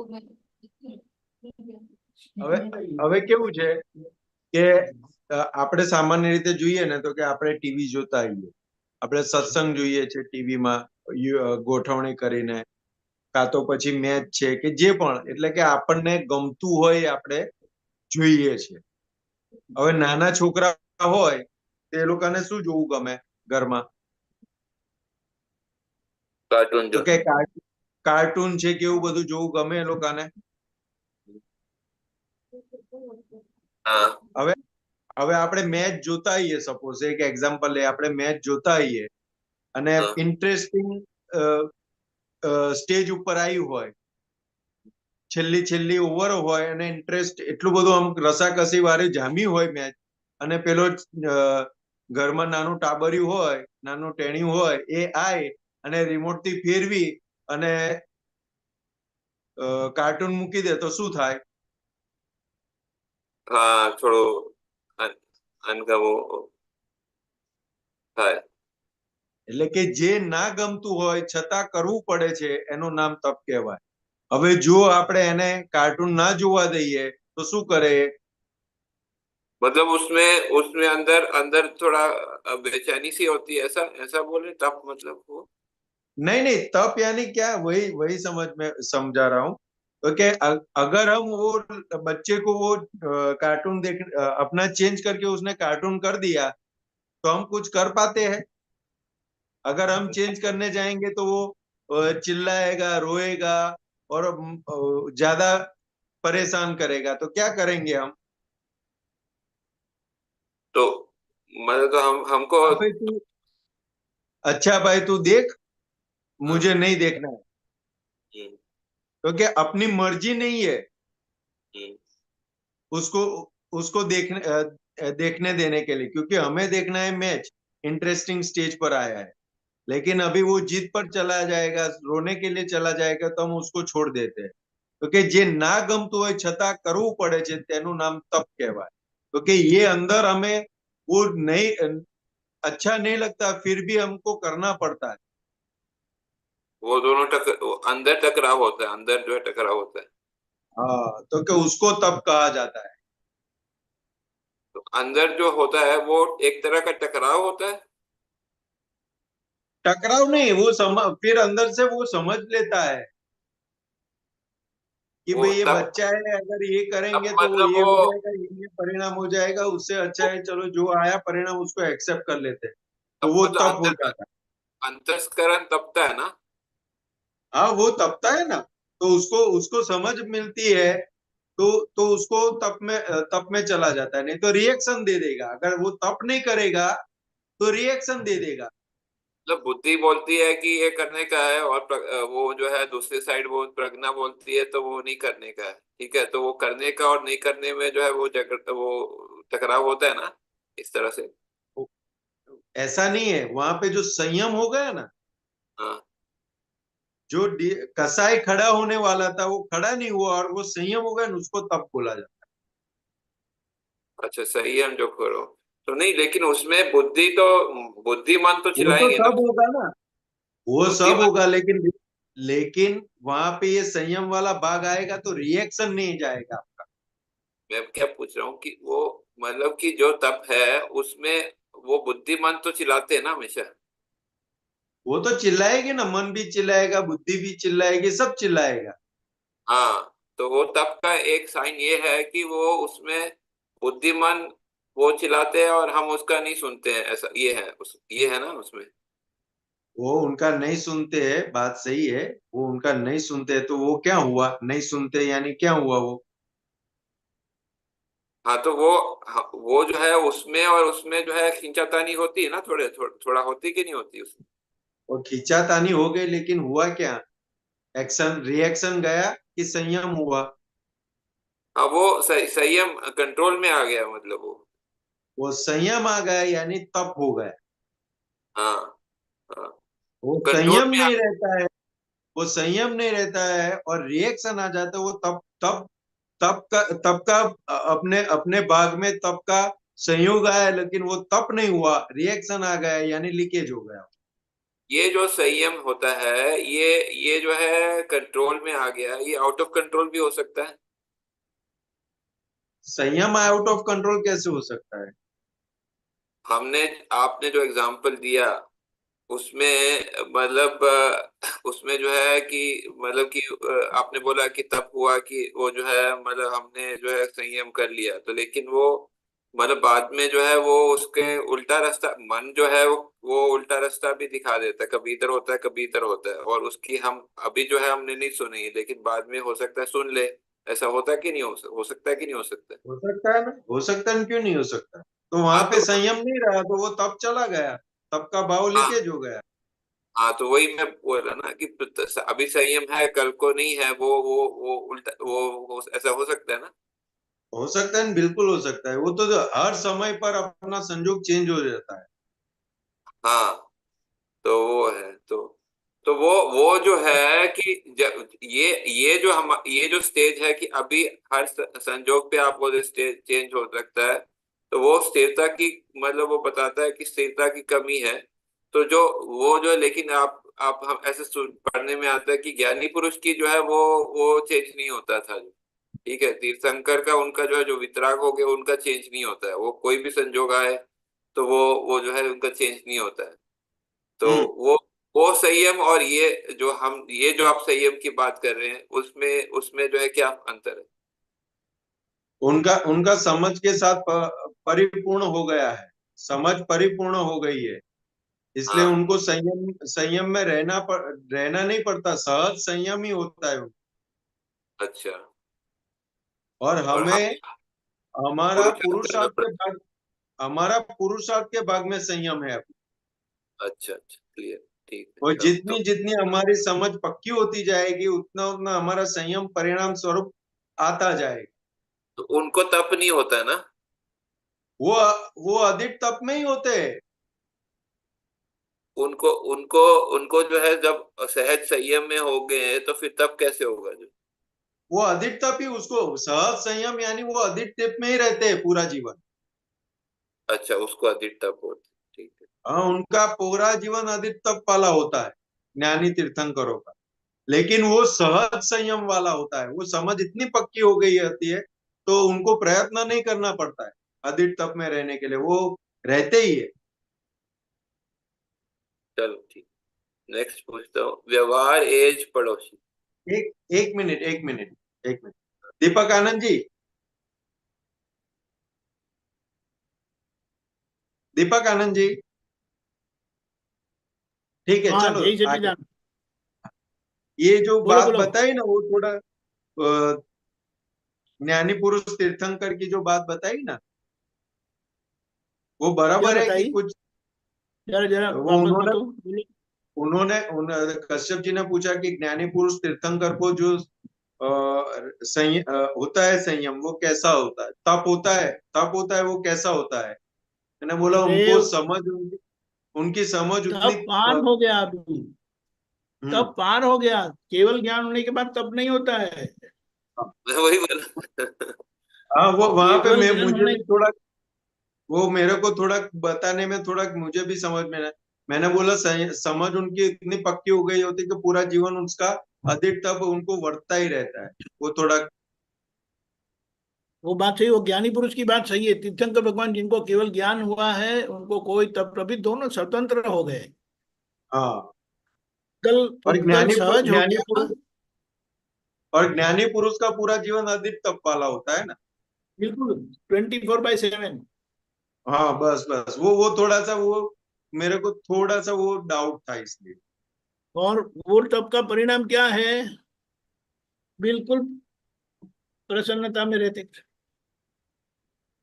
बिल्कुल प्रसन्न रहते हैं।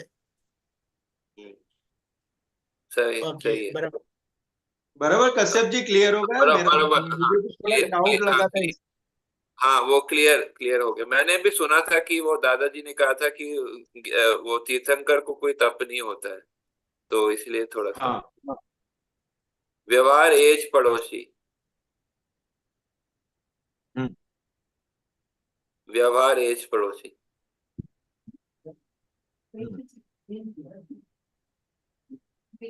जैसे फ्रीज हो गया, मेरी आवाज आती है? वो दीपक आनंद जी, दीपक आनंद जी, हाँ, वो फ्रीज हो गए, वो कहाँ डिस्कनेक्ट हो गए गए, संतोष आनंद जी? डिस्कनेक्ट हो एक गए। मिनट, हाँ। हाँ बोलिए।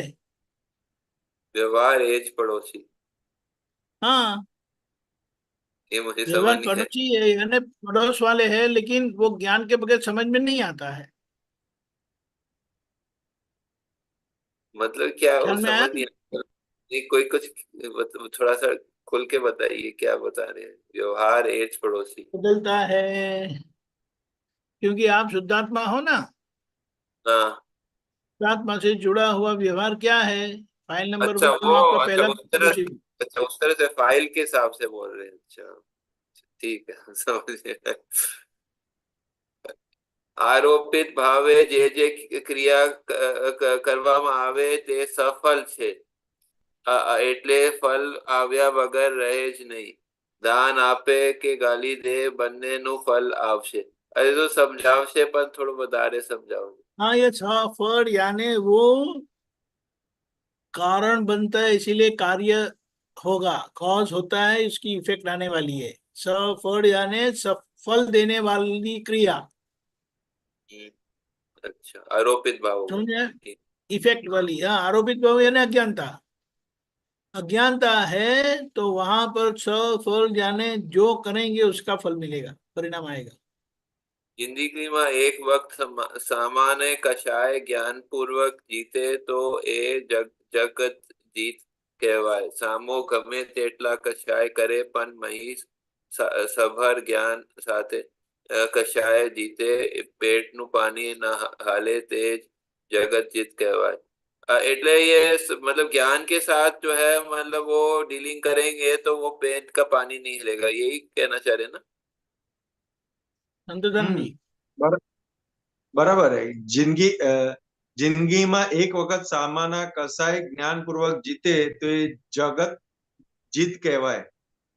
સામો ગમે તેટલો કસાય કરે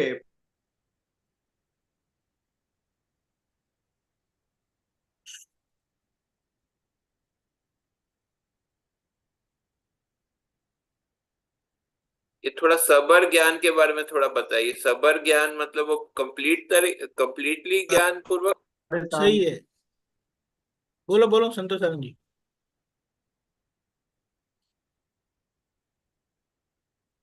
संतोषानंद जी,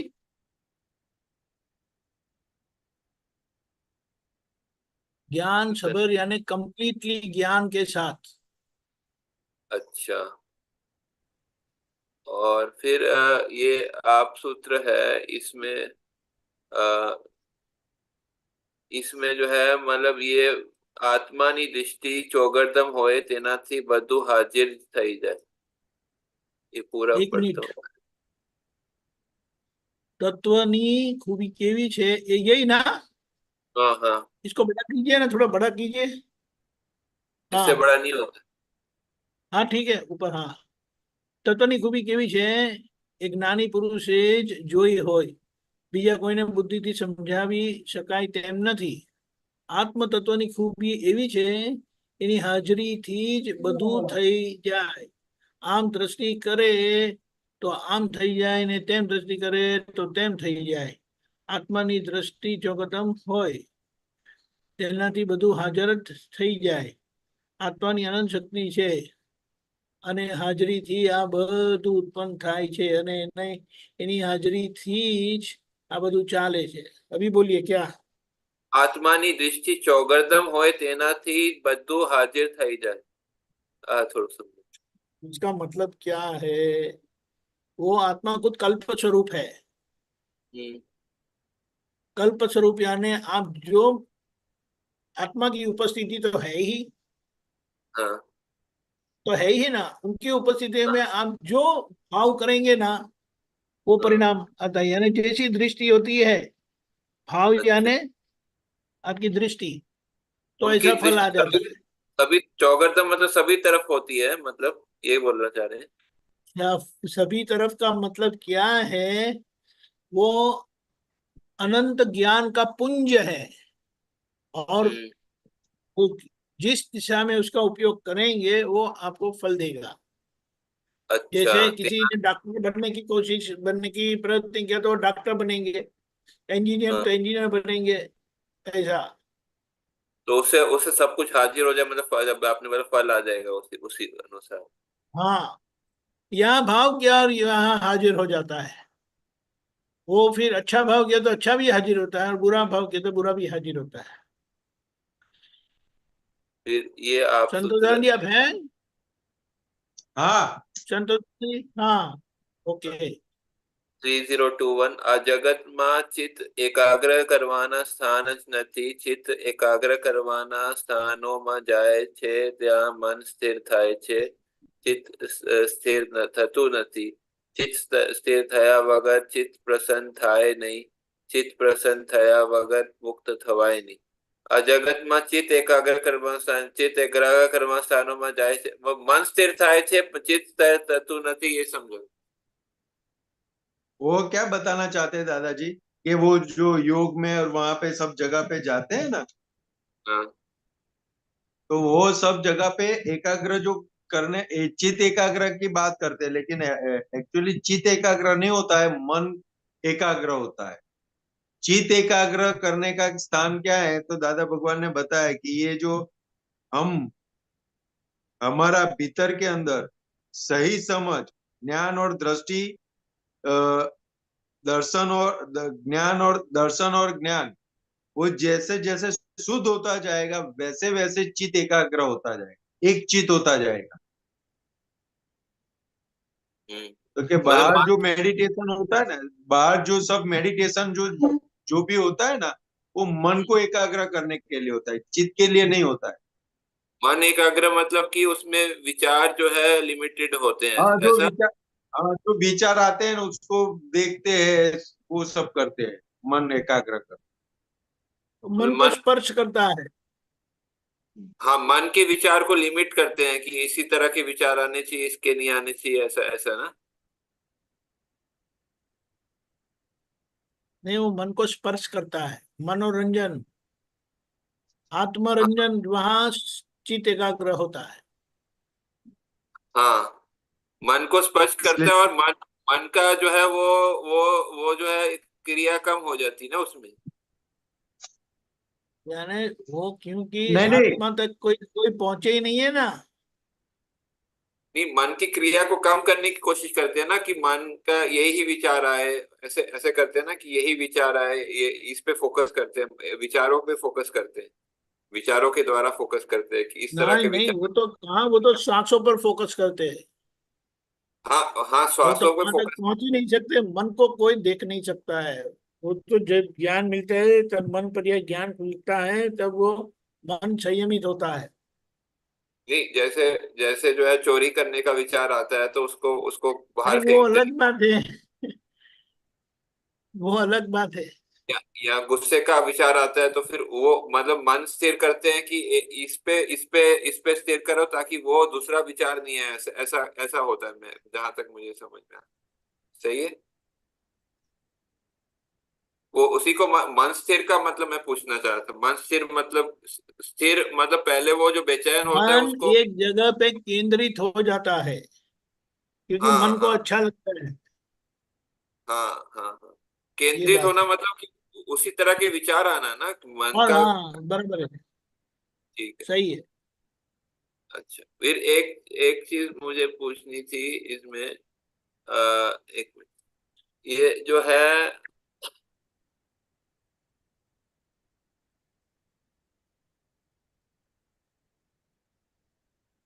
हाँ, ये जो जो ये बताया है कि जो है त्रिमंत्र बोलने के टाइम में पांचों इंद्रियों का जो है यूज होना चाहिए, ऐसा मैंने पढ़ा था, वो त्रिमंत्र का जो वो बुक भी आया था। तो उसमें पांचों इंद्रिय में जो है मतलब आंखें जो है वो हम देखते हैं, उसमें एक एक शब्द देखते हैं, और जो है मतलब उसमें जो है बाकी इंद्रिय कैसे जो है उसमें उसमें जो है मतलब उसमें इन्वॉल्व होना चाहिए, ये मैं पूछना चाह रहा हूँ। देखो पहले तो शरीर बैठा है। संतोष दान जी आप हो? हाँ हाँ। हाँ बोलिए बोलिए। तो कश्यप जी जो दीपक आनंद जी बता रहे हैं ना कि त्रिमंत्र पहले तो त्रिमंत्र में पांचों इंद्र सांभले त्यारे वदारे फल, माने वो त्रिमंत्र वो जो कलेक्शन बुक दिया था ना, एक्चुअली त्रिमंत्र बुक से वो लिया है, मतलब अभी है नहीं हाँ लेकिन तो वो में लिखा हुआ है। हम्म, तो हाँ कान से सुनने का, कान से हाँ सुनने का, आंख से देखने का, फिर हाँ, बैठे ये हैं तो तो समझ में आता वो है। बाकी हाँ इंद्रियों का हाँ। कैसे जो है वो त्रिमंत्र में उपयोग होना चाहिए, वो पूछना था। तो क्या वो हमारा जो पांचें इंद्रिय है ना एक रूप से हो जाएगा। जब हम त्रिमंत्र आंख बंद करके पढ़ते हैं तो कान से सुनते हैं, एक जगह पे बैठे तो स्थिर हो गए, तो वो सभी इंद्रिय उस समय पे केंद्रित वहां पे हो जाती है। मंत्र जो हम आप पढ़ते हैं ना अच्छा तो वहां पे केंद्रित हो जाती है हाँ, सब, तो सबकी प्रेजेंट वहां पे हो जाती है। अच्छा मतलब आप बोल रहे हैं कि बाहर नहीं जाती है वो, मतलब वो उधर ही रहती है जो है मतलब। हाँ, वो वहीं पे केंद्रित हो जाती है। उसका उसका जो बाकी बाकी जो होता है ना वो बाहर जाना वो बंद हो जाता है। मतलब हम उसको त्रिमंत्र को हम छू नहीं सकते, लेकिन मतलब वो जो है उसका उसका लेकिन वो किसी और चीज में इन्वॉल्व नहीं होता है अनुभव छूने का। नहीं, वो हम बैठते हैं तो वो बैठने का हो गया ना हमारा। एक एक हाँ आसन पर बैठ के करते हैं ना, हाँ हाँ। वो एक आसन पर बैठ के वो बोलते हैं ना तो सब इंद्रियां स्थिर हो जाती है वहां पे। अच्छा क्योंकि हमारा उपयोग कहाँ पे आया तो के त्रिमंत्र को बोलने में आ गया हमारा पूरा उपयोग। तो सभी वहां पे हम एक आसन पर बैठ के वहां पे स्थिर होके वो बोलने लगे तो वो हमारा सभी इंद्रिय वहां पे स्थिर हो जाएगी, वहां पे हाँ केंद्रित हो जाती है।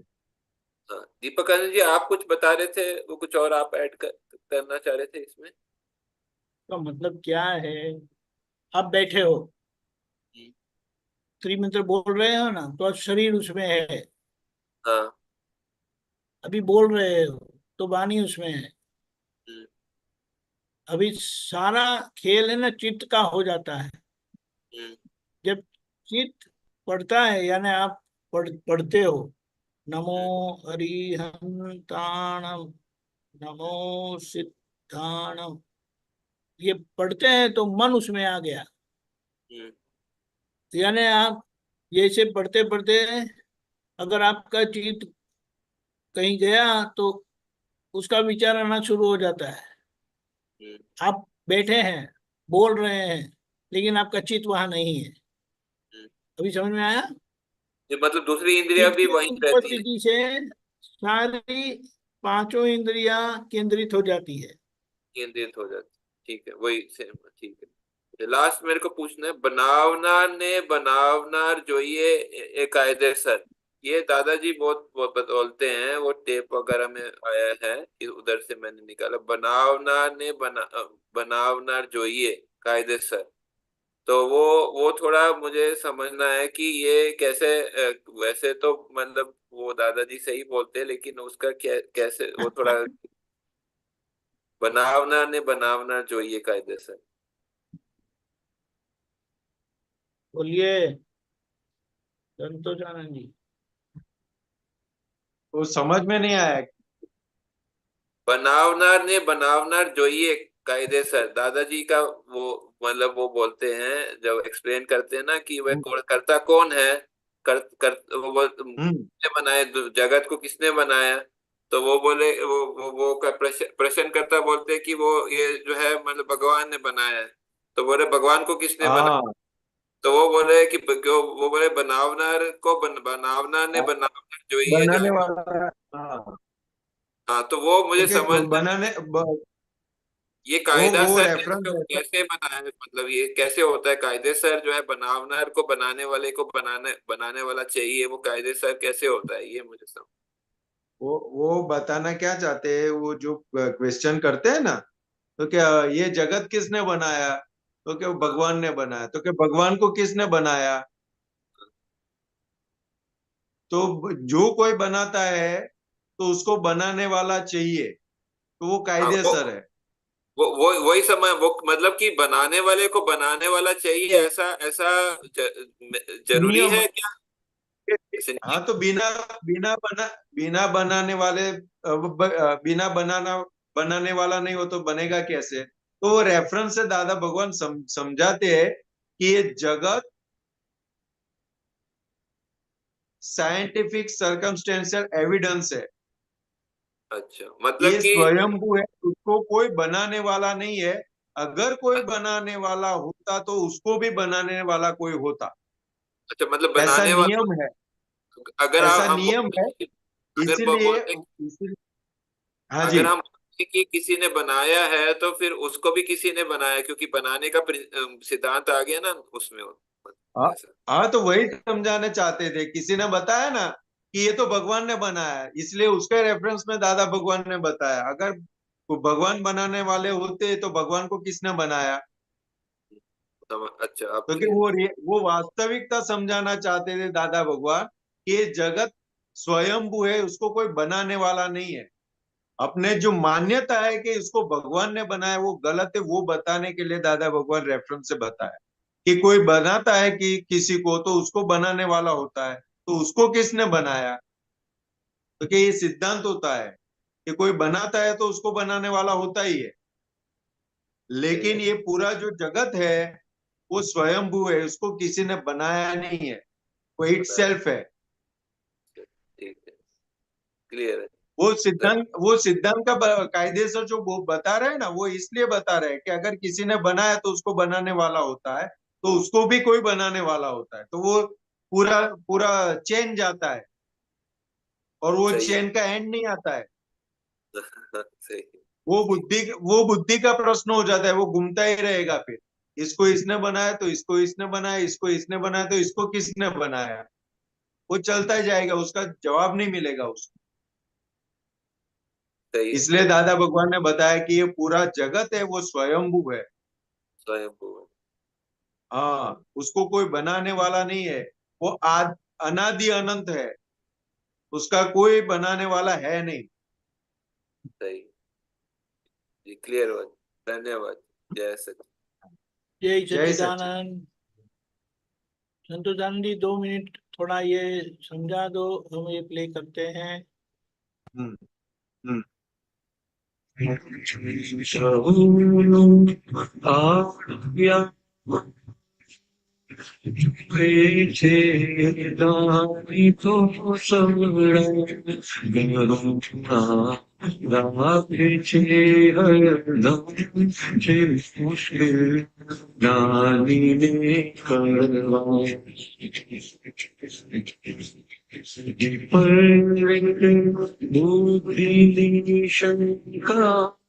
सोनता जय भी जादू थे छटा अमर ने ज्ञान करिया वेद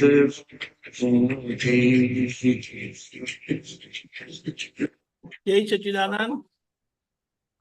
जय सच्चिदानंद साहब। જય સચ્ચિદાનંદ આના પર થોડો ફોડ પાડો કે કેવી રીતે જ્ઞાની પુરુષ બધાનું આડું અવડું સીધું જુએ છે। જ્ઞાની પુરુષ ની વાત કરીએ કે જ્ઞાની પુરુષ પદ ત્યારે જ એમને પ્રગટ થયું હોય તો કે એટલા લઘુત્તમ ભાવમાં એ પહોંચેલા હોય ત્યારે એ જ્ઞાની પદ ખુલ્લું થયું હોય। એટલે કે જગતના જીવ માત્ર જોડે એ લઘુ ભાવથી રહી શકતા હોય, એટલે એમની દ્રષ્ટિ જીવ માત્ર માટે કરુણા સ્વરૂપ હોય કે જ્યાં જુએ ત્યાં એમને કરુણાથી જુએ। એટલે કરુણાથી કોઈ પણ જીવ ઉપર દ્રષ્ટિ પડે અને જોડે લઘુત્તમ ભાવ પ્રગટ થયેલો હોય એટલે એ ગમે તેવું આડું અવળું કરે તો એને સીધું જ દેખાય. એને ત્યાં એ કેવી જગ્યાએ ગુનેગાર દેખાય નહીં. એટલે કે સૌનું આડું યા અવળું જુએ છે જ્ઞાની તો સવળા, કરુણા રાખે છે હરદમ, છે મુશ્કેલ જ્ઞાનીને કળવા. એટલે આપણે જે પણ દાદા ભગવાન જોડે રહેલા છે, એમનો અનુભવ કરેલો છે, અને અત્યારે જે પણ આપતો પુત્ર જોડે વ્યવહારમાં આવે છે, એમને જુએ છે, તો આ જોવા મળશે કે તમે એમની જોડે ગમે એટલું આડું અવળું કરેલું હશે, પણ એમની દ્રષ્ટિ તમારા માટે ક્યારેય આડી અવળી નહીં થાય. તમારા માટે એમની દ્રષ્ટિ કાયમ ને માટે સવળી હશે. એટલે કે જે જ્ઞાનીમાં ગુણ ખુલ્લો થયેલો હતો, કરુણા રાખે છે હરદમ, છે મુશ્કેલ છે જ્ઞાનીને કળવા. એટલે કે જ્ઞાનીને માપવા કળવા એ મતિ બહારની વસ્તુ છે, બહુ મુશ્કેલ છે. છતાં કેવું છે કે આ કાળના આપણે મનુષ્ય, એટલે કે વિપરીત બુદ્ધિની શંકા, એટલે કે એમને એટલી બધી આપણી માટે કરુણા હોય અને કરુણા એ કરીને આપણને કોઈ આજ્ઞા આપે કે કંઈ પણ આપણને નિર્દેશ કર્યો હોય તો વિપરીત બુદ્ધિ ત્યાં ઊભી થાય. એટલે કે વિપરીત બુદ્ધિની શંકા, અંદર જે શંકા ઊભી થાય તે પણ સુણતા ગેબી જાદુથી. એટલે એ ગેબી જાદુથી એ સાંભળી લેતા હતા, છતાં અમને નથી દંડ્યા, ન કર્યા ભેદ હું તું ના. એટલે કે એ સાંભળતા હતા, છતાં પણ એમને દંડ્યા નથી ક્યારેય, અને ક્યારેય એમણે ભેદ પાડ્યો નથી. તો કે જેણે દાદા ભગવાનને જોયેલા છે, દાદા ભગવાન પરિચયમાં આવેલા છે, દાદા ભગવાનના દર્શન થયેલા છે, દાદા ભગવાન જોડે કઈ પણ પ્રશ્નોત્તરી થયેલી છે, કે દાદા ભગવાન જોડે રહેવાનું આવ્યું છે, તો કે એના બધો અનુભવ છે. અને અત્યારે દાદા ભગવાન પછી જે કોઈ પણ ને આપતા પુત્રની જોડે રહેવાનું આવે છે, કે આપતા પુત્રના પરિચયમાં આવે છે, કે આપતા પુત્રને જોવામાં આવે છે, તો કે એમને પણ કઈક અંશે આ અનુભવ ખુલ્લો થશે એમનો જોવાથી, કે આજે આપતા પુત્ર પણ એ રીતે બધા વિચરી રહ્યા છે.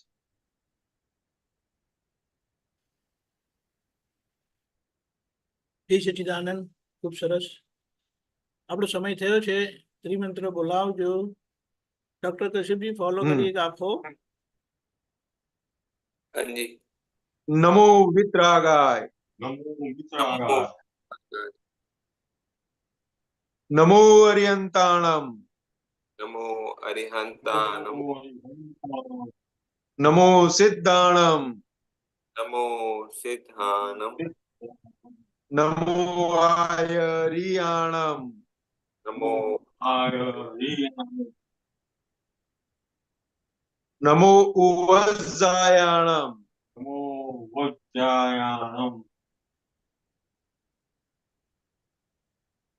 નમો લોય સૌ સાહુણમ,